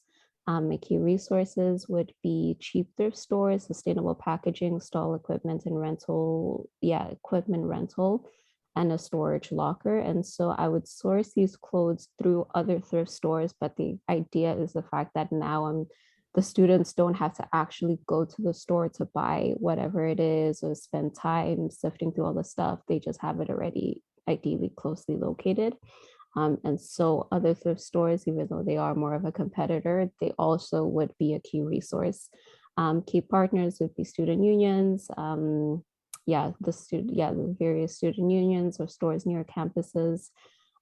These are also thrift stores, Plato's Closets and Value Village. They're also key competitors, but they're also partners, ideally. A cost structure, it would be sourcing the clothes, packaging, making sure all packaging is sustainable as well. And so no plastic and, finding creative ways to package whatever is purchased. Advertising, a coffee making machine, and the various accessories associated with the cafe portion of things. Travel expenses, just because I would be working as a vendor initially. And so they would be those travel expenses, to the various schools. Licenses, storage, locker, and the revenue streams would be the clothing purchases, the coffee purchases, and tote bags, additionally to all of that. Thank you. So one comment that comes to mind for me is I'm almost getting distracted between the piece where you're curating the clothing and finding a way to sell it through partnerships, and then the cafe aspect of things. So it feels like, again, two ideas in one, combined together, where each one would have a different set of activities and a different set of resources. So I wonder if to help you kind of focus to actually get things done to kind of have like a phase 1 BMC, a phase 2 BMC, potentially. Yeah, so that was the main thing going through my head, trying to weave things together. Marisol or anyone else that might have?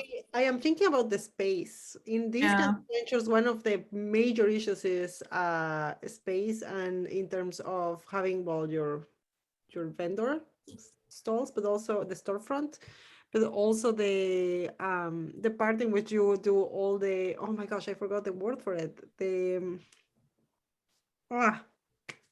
Where you lock things away from the view of your customers, but you still have to have it in order to sort all the sorting. The storage locker. Storage. Oh my, I can't believe I forgot that word. But yeah, so those storage costs and storefront costs, including, communication, advertising of like doing the ambience of the physical space. Those tend to build those costs. So just keep them in mind in terms of, having a good, like if you are planning to do like a first investment or doing partnerships with others in spaces inside of the university, since this is a social enterprise, right? Let's see, like the profits are going to be used for a sustainable cause and all of that. Maybe those partnerships can be useful in terms of including them in key activities. Start doing those relationships that you're including there for student unions, but I will also include the whole infrastructure inside of universities and colleges, the people who see on the spaces inside. And also in terms of resources, those connections are good resources or in the charts. I mean, you know what I mean? Like including the part of the infrastructure and the space across the business model canvas might be something critical to include. Yeah, so a key activity would be sourcing the clothing. I mean, you put it in the cost structure, but it is a key activity for what you're trying to deliver. It's sourcing the clothing. To your point about like you're the one sifting through things, and so that's part of your added value, that you're doing that sifting and finding pieces that would be of interest to the target market that you're targeting. So those can also be part of your value proposition and key activities. Awesome, thank you. Okay, thank you. So moving right along, who was next?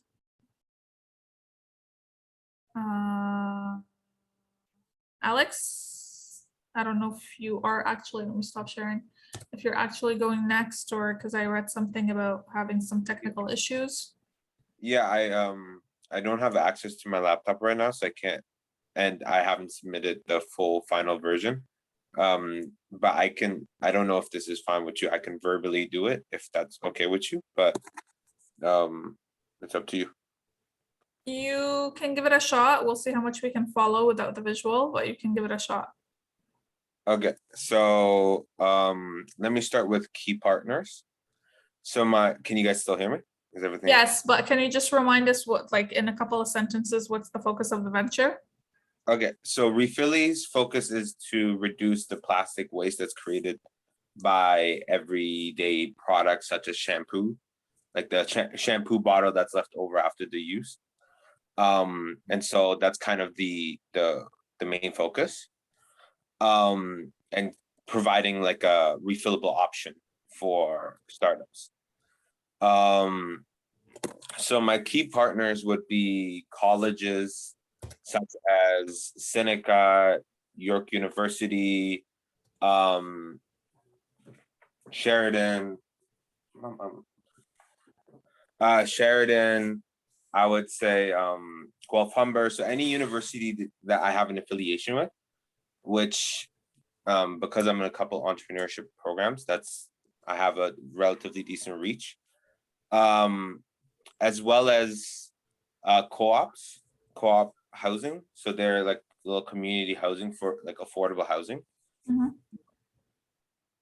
Apartment buildings, gyms, and community centers, as well as white label production companies that produce shampoo and or like major brands such as like Old Spice and Axe, for example, to source us the actual shampoo that we can use to refill the bottles. Our key activities would be the actual sourcing of the shampoo, getting it into our machines, having the machines like actually produce the shampoo mechanism to have our clients refill their bottles, and then maintaining and refilling that system on a continuous basis. That's kind of the key activities. Our key resources would be staff to refill and maintain the machines, as well as the actual financing cash flow to finance the large supply of what's it called? Shampoo that will need to continuously restock and refill the machines. As well as, as well as patents and stuff like that is going to be important to protect our product, and copyrights are going to be important to protect our product from our machine from being copied. And in terms of our value proposition, we offer our client, or I guess customers, with a convenient yet affordable and sustainable option that isn't just limited to the wealthy, but even the lower economically classed families can afford to to have a green option rather than using the cheap the cheap option that's usually pretty bad for the environment. They now have the option to actually have an affordable, clean option rather than just doing the same cycle that we have been doing for years and years and years. So we provide convenience, affordability, and sustainability. And then our customer relationship is going to be an ongoing relationship because our focus is on building a long-term relationship in the form of like a subscription. Because in order for this venture to have a full impact on the environment, this has to be an ongoing thing. It can't just be a one-off like solution. Like this is more of a routine that our customers need to get in order for the actual impact to show, which is why we're focusing on a long-term and more in-person contact with these people, even though we won't have staff there to actually do that, like to have that customer interaction. Our channels will be through it'll be through the properties that we partner up with. So the co-ops our channels will be co-ops in the form of like their laundry rooms, dorms, university campuses, community centers, gyms, retail stores. That's kind of where we're going to get our products to our customers. And as well, that's where our customers are going to be at. So that's why we're positioning in a way so it's convenient for them to get to. Our customer segment is essentially, in the beginning at least, it's most likely going to be families that need an affordable option for the everyday products, and who don't necessarily have the mobility in terms of either physically or the option as in driving everywhere and the time to get their shampoo or hygienic products in an efficient and comfortable manner, while also being more conscious of the price. So usually this would be like the head of the house who makes purchasing decisions, which oftentimes in, like, at least in traditional settings, is like mothers, or just women. So our target is most likely going to be women. Customer segment is most likely going to be women from age like 24, 23 to like 40 almost. Like, it's a wide range, but that's kind of the segment that we're going after. And then in terms of our cost structure, so we'll have the cost of the shampoo refill. We'll have the cost of maintaining the machines, but that should not be too bad. Hiring the individual to maintain the machines and refill them. The rental aspect, so we'll have a spot that we'll most likely have to pay to rent. And then finally, it would be some sort of, if it's not a rent system, it would be a profit sharing system. And so that would also cut into our profits. And our revenue would come in the form of subscriptions so that they could use, let's say, 4 refills in a month. And that's what their subscription pays for. And anything after that is an added discounted price. We'll also have options for non-subscription, but those will be at more retail prices and not discounted like the people who are using the subscription model. And yeah, I think that's all from top of my head. That's all. Okay, awesome. So the key thing is, I felt the value proposition piece got sprinkled across different boxes as you were speaking. And so it felt, and as I was listening, it felt like there are multiple value added that you're trying to focus that might stretch you too thin in a first phase. So there's the environmental piece, there is the pricing piece, there is the economic status of the target market.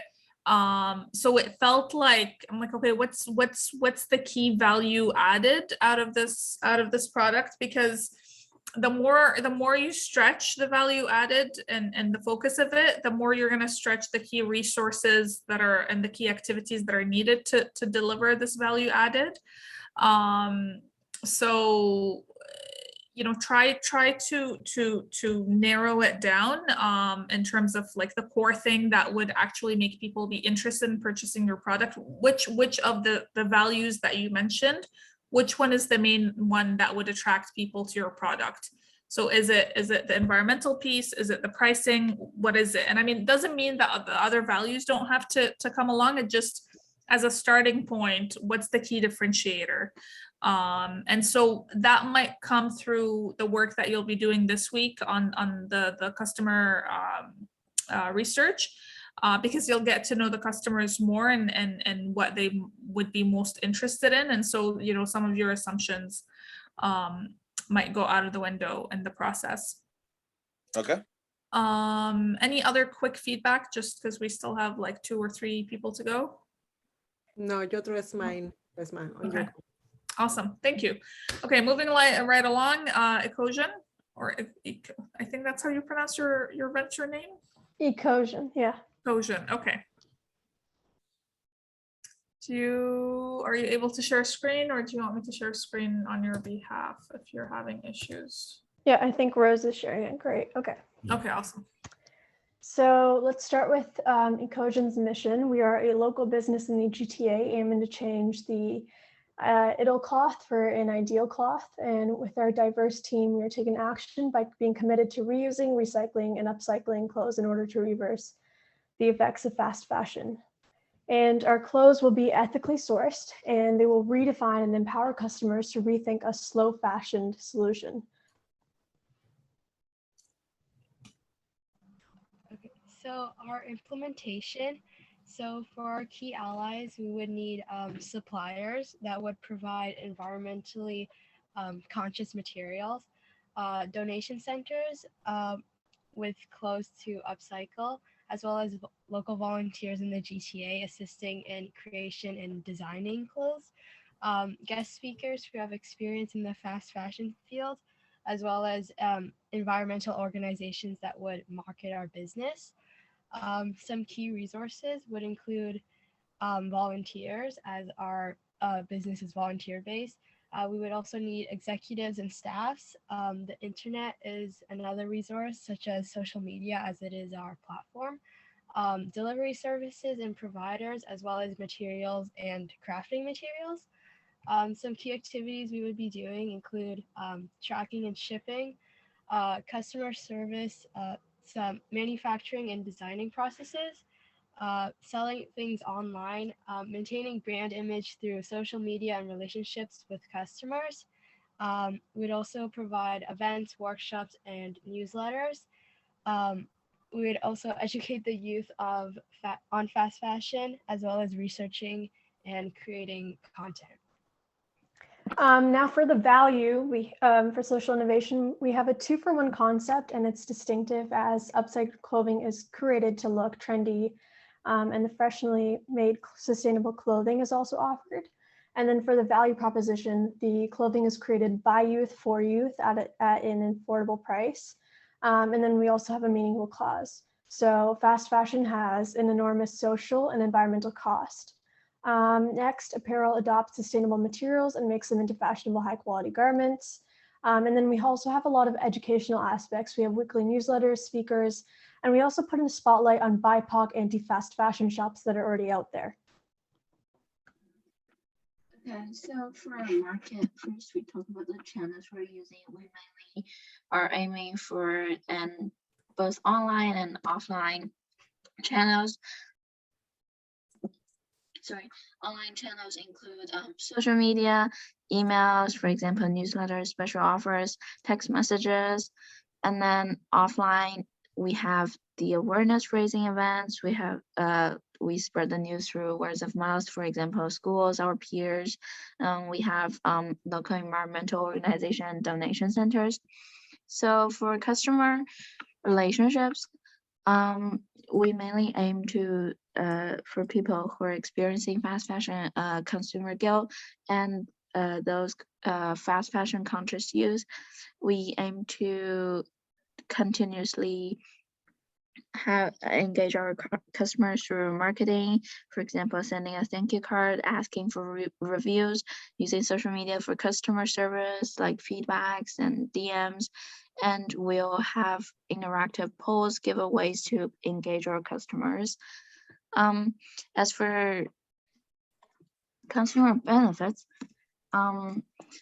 they will help the environment through subconscious decision, for example, feel better and not guilty for their clothing choices, because we are a very green secondhand clothing shop, and they will receive trendy, quality, and sustainable clothing and be educated about the topics surrounding fast fashion.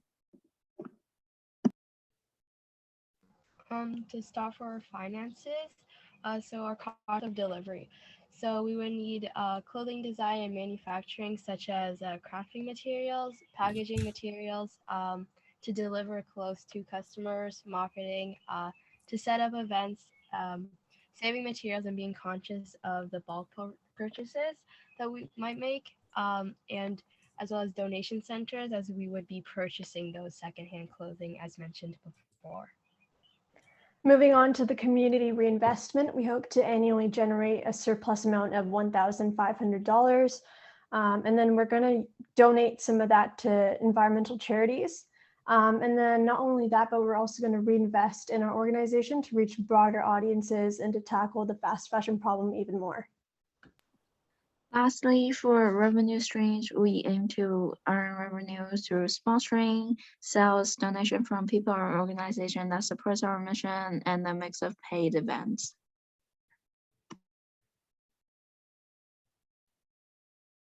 Okay, that's it. Okay, awesome. Thank you. So I mean, there's already a partner in the room. So definitely a lot of synergies in terms of focus with Cafe Thrift, and maybe the two ventures can decide, you know, one focuses on one region and the other focuses on a different region. I'll open it up for feedback just so that I'm not the only one speaking. Any feedback for Ecosion?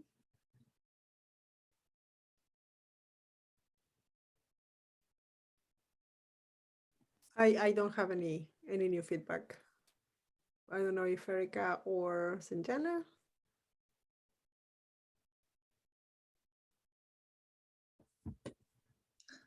Zara put in the chat that she really likes the resources you had, and I think it'd be more specific in terms of resources. I noticed one was donation centers. Any specific ones you had in mind? Great point.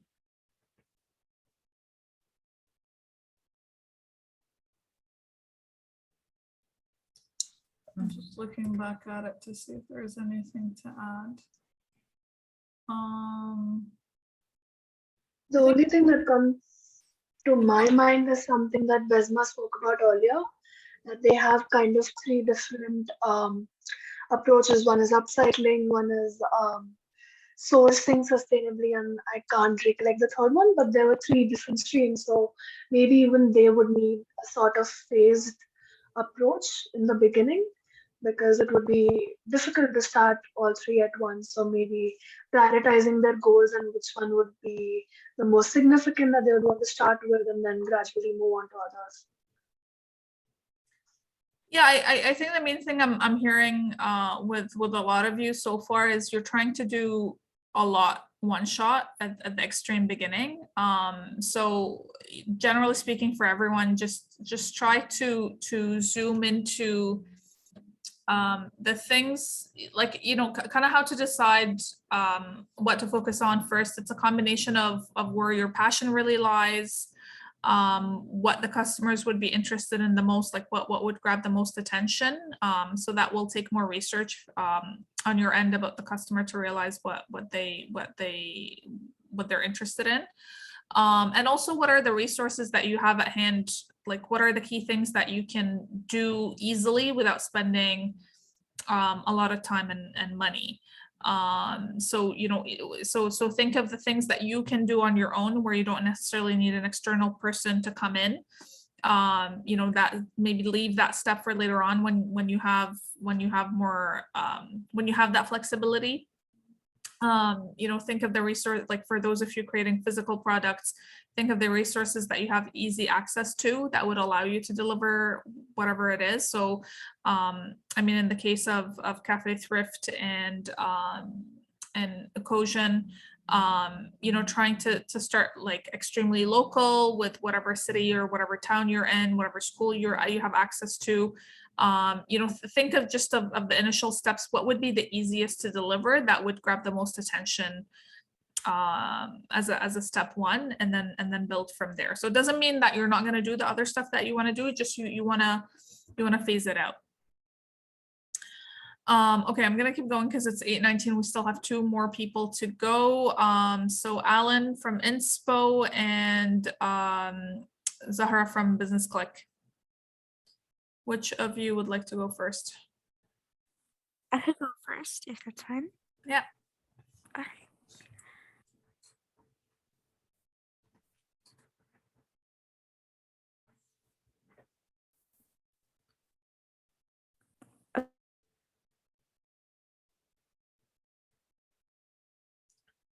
So we see a black screen.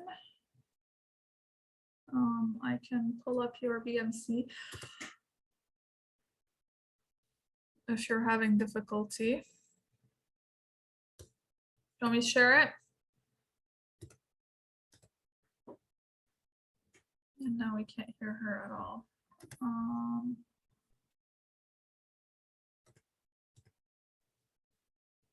Okay, so I'm gonna share. I don't know if you can hear us because we cannot hear you.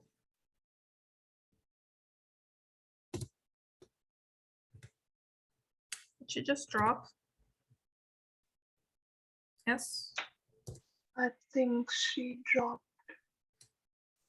Okay, so we'll give her. Oh no, she's there. Zahra, can you hear us?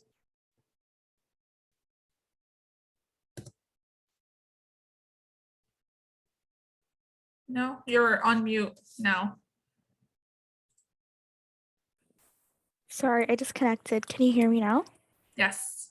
All right, I just left the meeting for a couple seconds.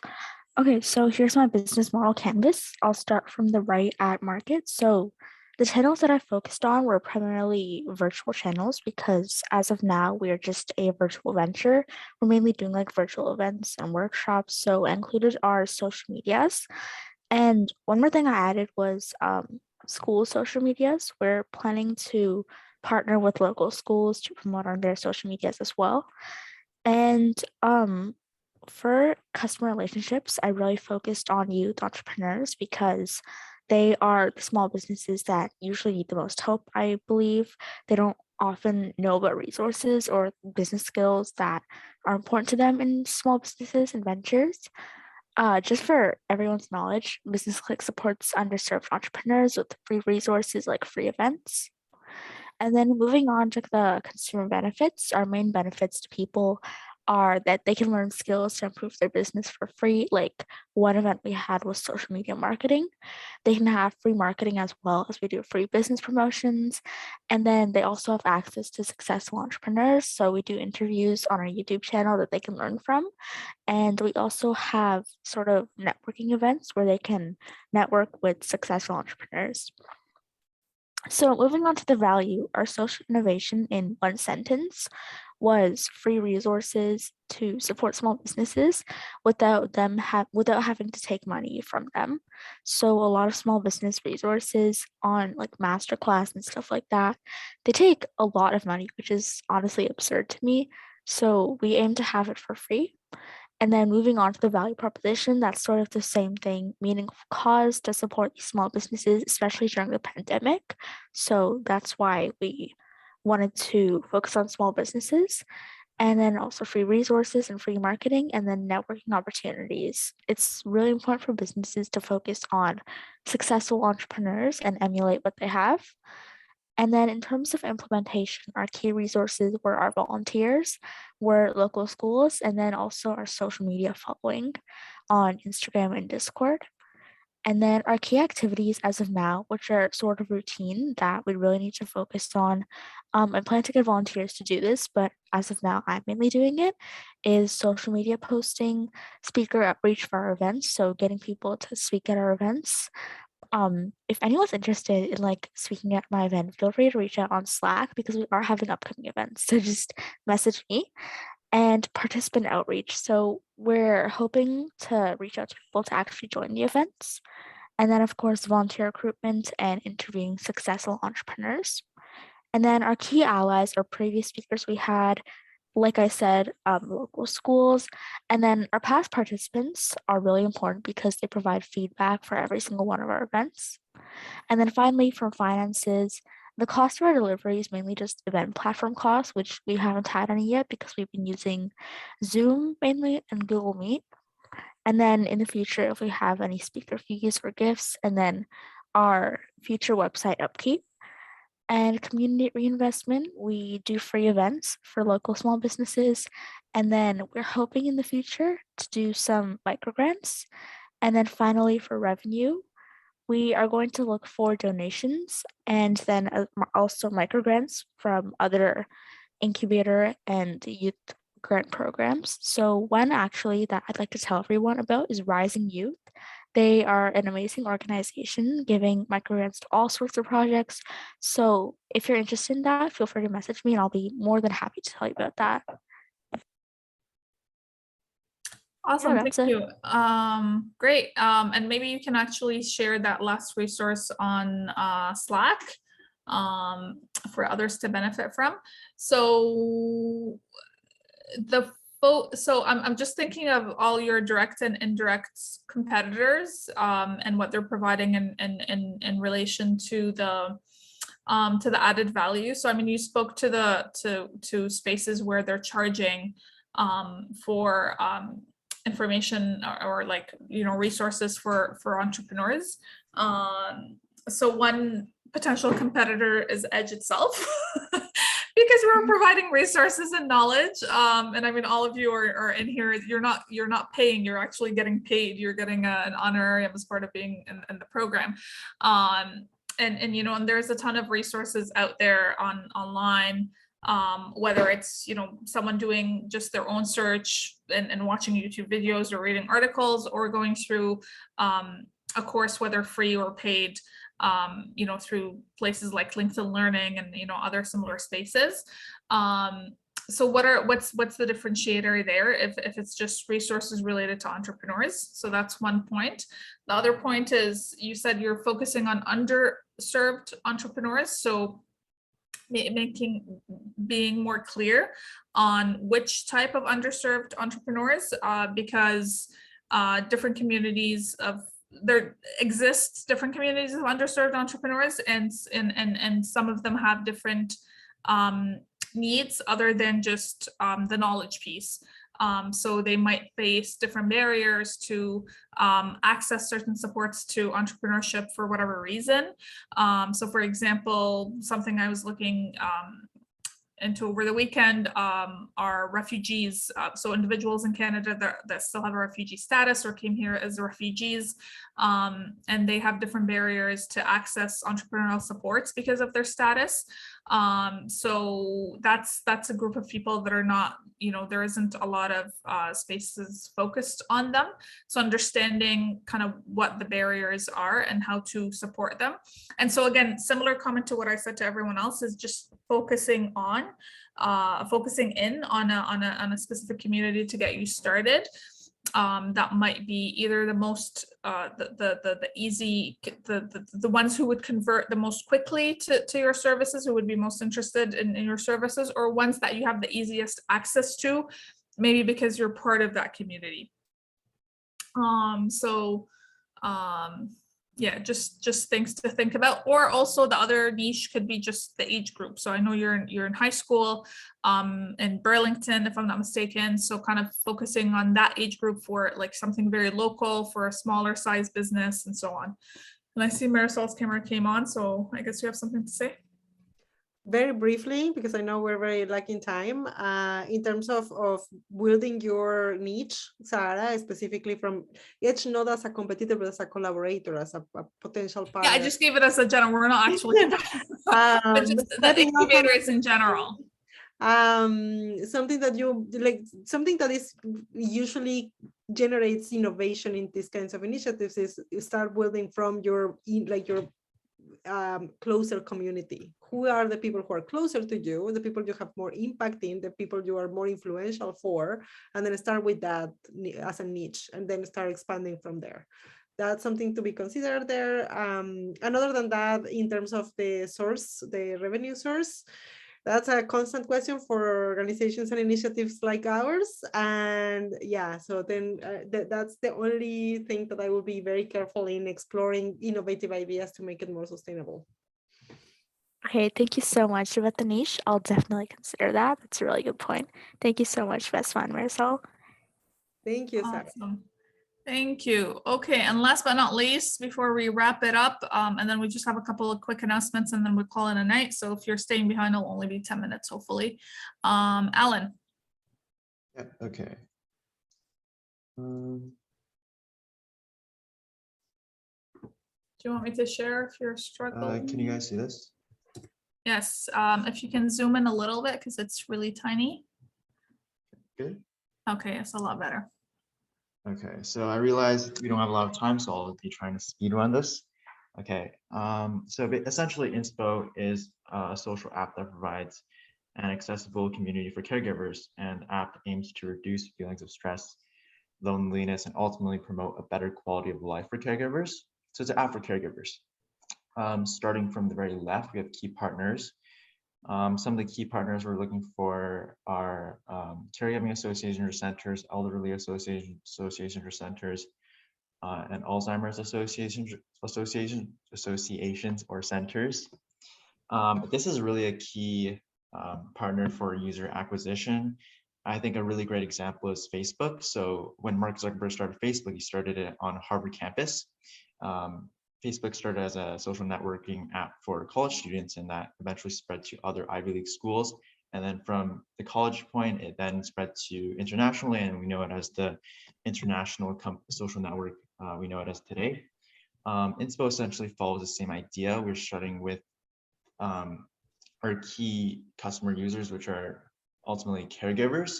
And then from that point, after we have the first 1,000 users, which are pretty much the most important users for setting the culture and the norms of the future community, then we're expanding to caregivers internationally. So for key activities, the first one is we follow a really iterative process. So with every version of Inspo, we gain ideas and input from caregivers. So we launch a feature update. We talk to caregivers to see how it fits their needs, and then we take that feedback and then we iterate. And then another one is user acquisition, of course, and then we're also moderating user content, just keeping the community safe and accessible. For key resources, that is usually just like backend or other services that keep the app running. In terms of value propositions, of course, we're providing an accessible community for caregivers.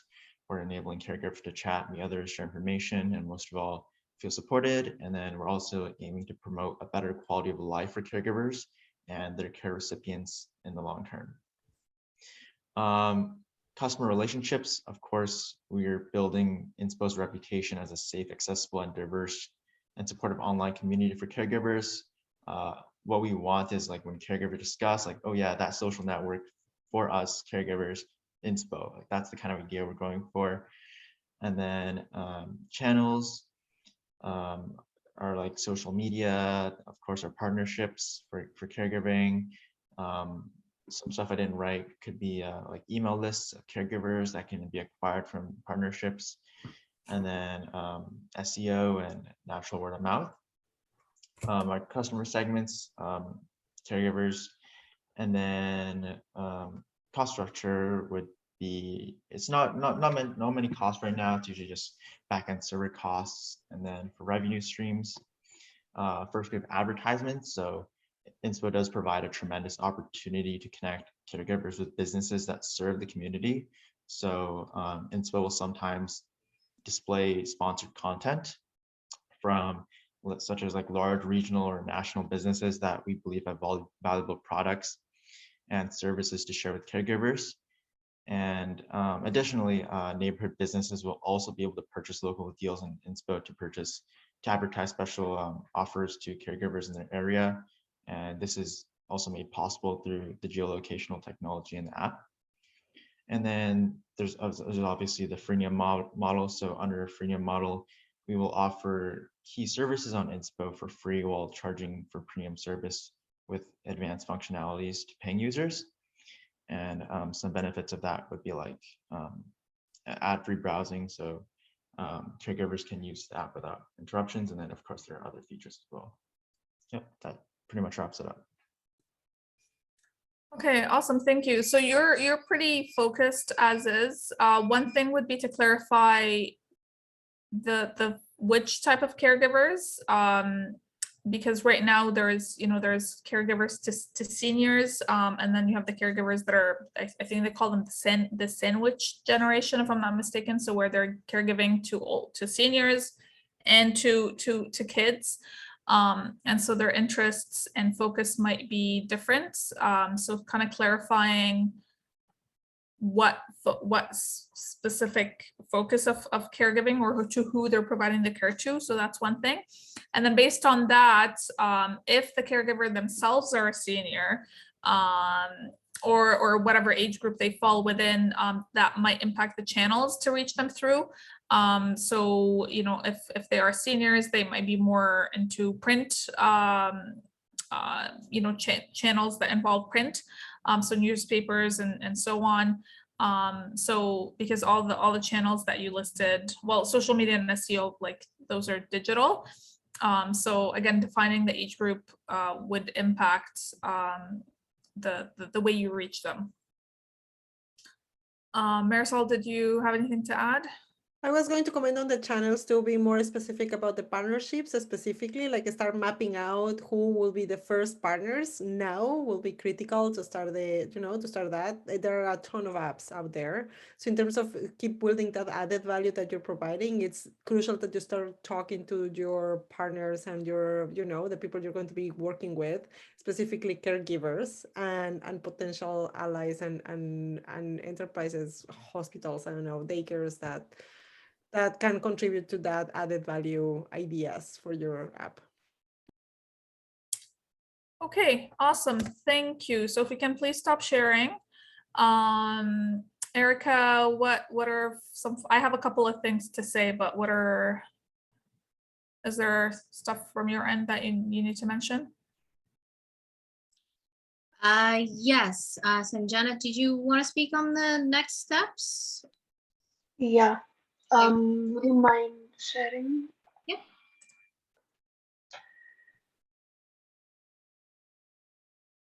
We just had a few reminders for everyone in terms of next steps. One, Erica will share the screen in a while, but one of the things is just a reminder to book the time with the mentors if you haven't already. Diego and Noura, and the link to the Calendly link was in the previous in the orientation slides. So please remember to do that. Then the reflection, the beginning of term reflection is due on May 29th. Once again, the Slack virtual community is an amazing resource for networking. So if you haven't already, I'll put the link again in the chat. And please remember to join and then introduce yourself in the introduction channel. Also, we have an Edge newsletter that keeps you up to date with everything that Edge is doing and maybe even some opportunities outside that we think are important for everyone. So if you want to subscribe to it, if you haven't already, I'll put that that link also in the chat. And the important reminder that the next session is next Tuesday, May 31st, and the session is on the impact assessment tools and BComs. Besma, you had, Yeah, so a couple of things. So this week you will be focusing on market research and customer discovery. So the module with all the details is on Slate in week 2.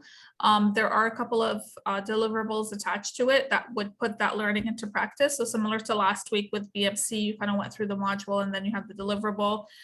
Same thing here. So you can see the deadline for that. With the customer research or customer discovery market research piece, it involves creating a survey that you want to push out to collect some primary research, to collect some direct feedback. So you want to work on that this week. And I mean, you don't try not to leave it to the last minute if you don't have to, because then you have to push that out, take that survey and figure out what are the best ways to reach your target market, whether it's online or in person potentially, to collect that feedback. So that takes time and planning. So please take that into consideration, especially for those of you in the co-op stream of things and meant to be dedicating full time to this. You are supposed to put in the hours for all of this, so you don't have a lot of excuses to play around with that piece. So just make sure that you're looking ahead too, in terms of what to do for your venture, because you are expected to be putting at least 30 hours per week for the 6 or 7 of you getting co-op credit for this. And then similarly, kind of thinking ahead of what are the things that you're working towards? So, I mean, there's the learning piece, but there is also, for those of you who have already started with things, thinking of a landing page that you're going to be working on eventually, I know it's not due till sometime in June. I mean, next week is June. It's not due next week, it's due in the future, but you can see basically the point is look at what other assessments are coming up, especially for those of you in co-op, to plan ahead and to start working on things, given the expected time commitment that you're putting in. Oh, and then also for the game designers in the room, I did confirm an extra mentor for you guys. I was just talking to him today, actually. So he has a business background in the game industry specifically, so he'll be able to shed more specific light related to gaming. So we should be able to get his information up and get you a Calendly link sometime this week or early next week maximum. So that will be shared with the 3 ventures that are focused on game design as an extra resource. I think that's it from my end. One last reminder that I forgot to add was the session feedback form. The link to that is in the chat, please, and it's also on Slate, so please don't forget to fill that out. Yeah, so please make sure that you're looking at the week at a glance, like it summarizes everything that you need to do. All the links are in there. I mean, most of the links are mentioned in multiple places, but the week at a glance is a good summary point. So make sure that you're checking everything, and then all the recordings of things will always get added post session. Hopefully for the following weeks, you'll have access to some documents earlier, potentially even before the session. We just had a pretty crazy start to the program this week and last week. Okay, next slide involves what? Just speaking about the office hours that is now open for members exclusively. So if you want to speak more to Marisol, she has office hours available, as well as Farazan and Noreen for 25 to 30-minute consultations. And they can assist with a number of entrepreneurship related topics, as every one of them is an expert in their field. So please look out for the link, which will be into the chat if you are interested. And then you can see what each of them focuses on and specializes in, so you can decide who to book time with. Okay, and next slide, or is that it? That is it. That is it. Okay, awesome. So that's it for today. Sorry for keeping you folks a little behind. And that's it for tonight, unless anyone has any questions and needs to stay behind. Have a good night. Lots of rest. John has a question, I think. Our session with Dan. How do we book session with Nora and Diego? Sarah. We did send that Calendly page, right, for booking. So yes. Everything is on Slate, folks. So if you look on, let me just put the volume down. Give me a second. For that Calendly, Sarah, that link that Erica just shared, remember you have to book 3 meetings with Nora and 3 meetings with Diego. And our suggestion is that you do it like a spread on the 12 weeks, 14 weeks of the program, and start like depending on their availability. But yeah, maybe start booking those like 3 with each of the mentors from now, like at the onset, so you can have those prepared and everything. Yeah, so the link is in the chat, but again, if you ever lose any links, if you need things, everything is on Slate. So in the case of the Calendly link, it is under getting started, under introduction, getting started. So it lists, if you scroll down, it lists connect with mentors, and it has the link there. So just in case, if you lose it in the future, it is on Slate. And like Marisol suggested, try to book in advance. John is asking about keeping progression of the co-op students. All of that is too late, right, Besma? Yeah, so there will be, I mean, like we're adding deliverables as we go. So for example, the 2 deliverables for the module that you're focusing on this week just got added like this week. So there will be more coming. And there will be potentially random check-ins with the co-op folks, just again, because of the time expectation that you're supposed to put in. So we will be slightly more lenient with the folks that are not getting a co-op credit out of this, just because the time commitment they're expected to put in is a lot less than you guys. And so if I check in week 4 and you're like, I still don't know who my target market is, I'll be like, what have you been doing for the past 4 weeks? So yes, but everything will be through Slate. We're monitoring your, when you're submitting things, your attendance too. So for example, for Enigma, I know one of you guys was missing last week. You're a team, but you're all getting an individual co-op credit. If you guys were not in the co-op stream, so like for example, Ecosion, they're also a team, but they're in SIC. So if one of them is missing one session, but there's reps from the venture, we'll be more flexible. But with the co-op folks, all of you need to attend.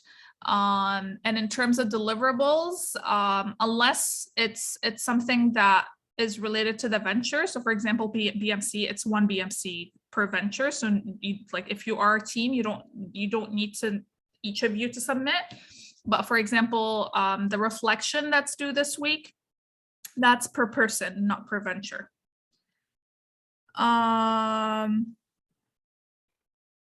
Both, John. So it's not just the deliverables are related to your venture. Can we stop sharing screen just so we see folks? So the deliverables are related to your venture. So I mean, except for the reflection, which is still related to venture indirectly, but all the other deliverables are related to your progression to the venture. So the BMC, the customer research, like all of those are feeding back into developing your venture. So it's both. Yeah, everything. It's all practical assignments. It's not theoretical. Okay, any other questions? No? Okay, so all of you guys are just hanging out. So I mean, you're welcome to keep hanging out, but I'm just checking if there's any last questions. If people want more energy, like chaotic energy. It's almost 9 o'clock. Okay, sure. Okay, so there was one person we need to speak to privately, but everyone else, unless you have a question, we'll call it a night. And we'll see you virtually or in person. You can come into the space. So again, we're open Tuesday, Wednesday, Thursday, 10 to 5. So you can pop into the space in the HMC campus. If the door is giving you issues, just knock. There's a human being in there that will open. Okay. Awesome. Thank you. Thank you. Bye. Have a good night. Bye.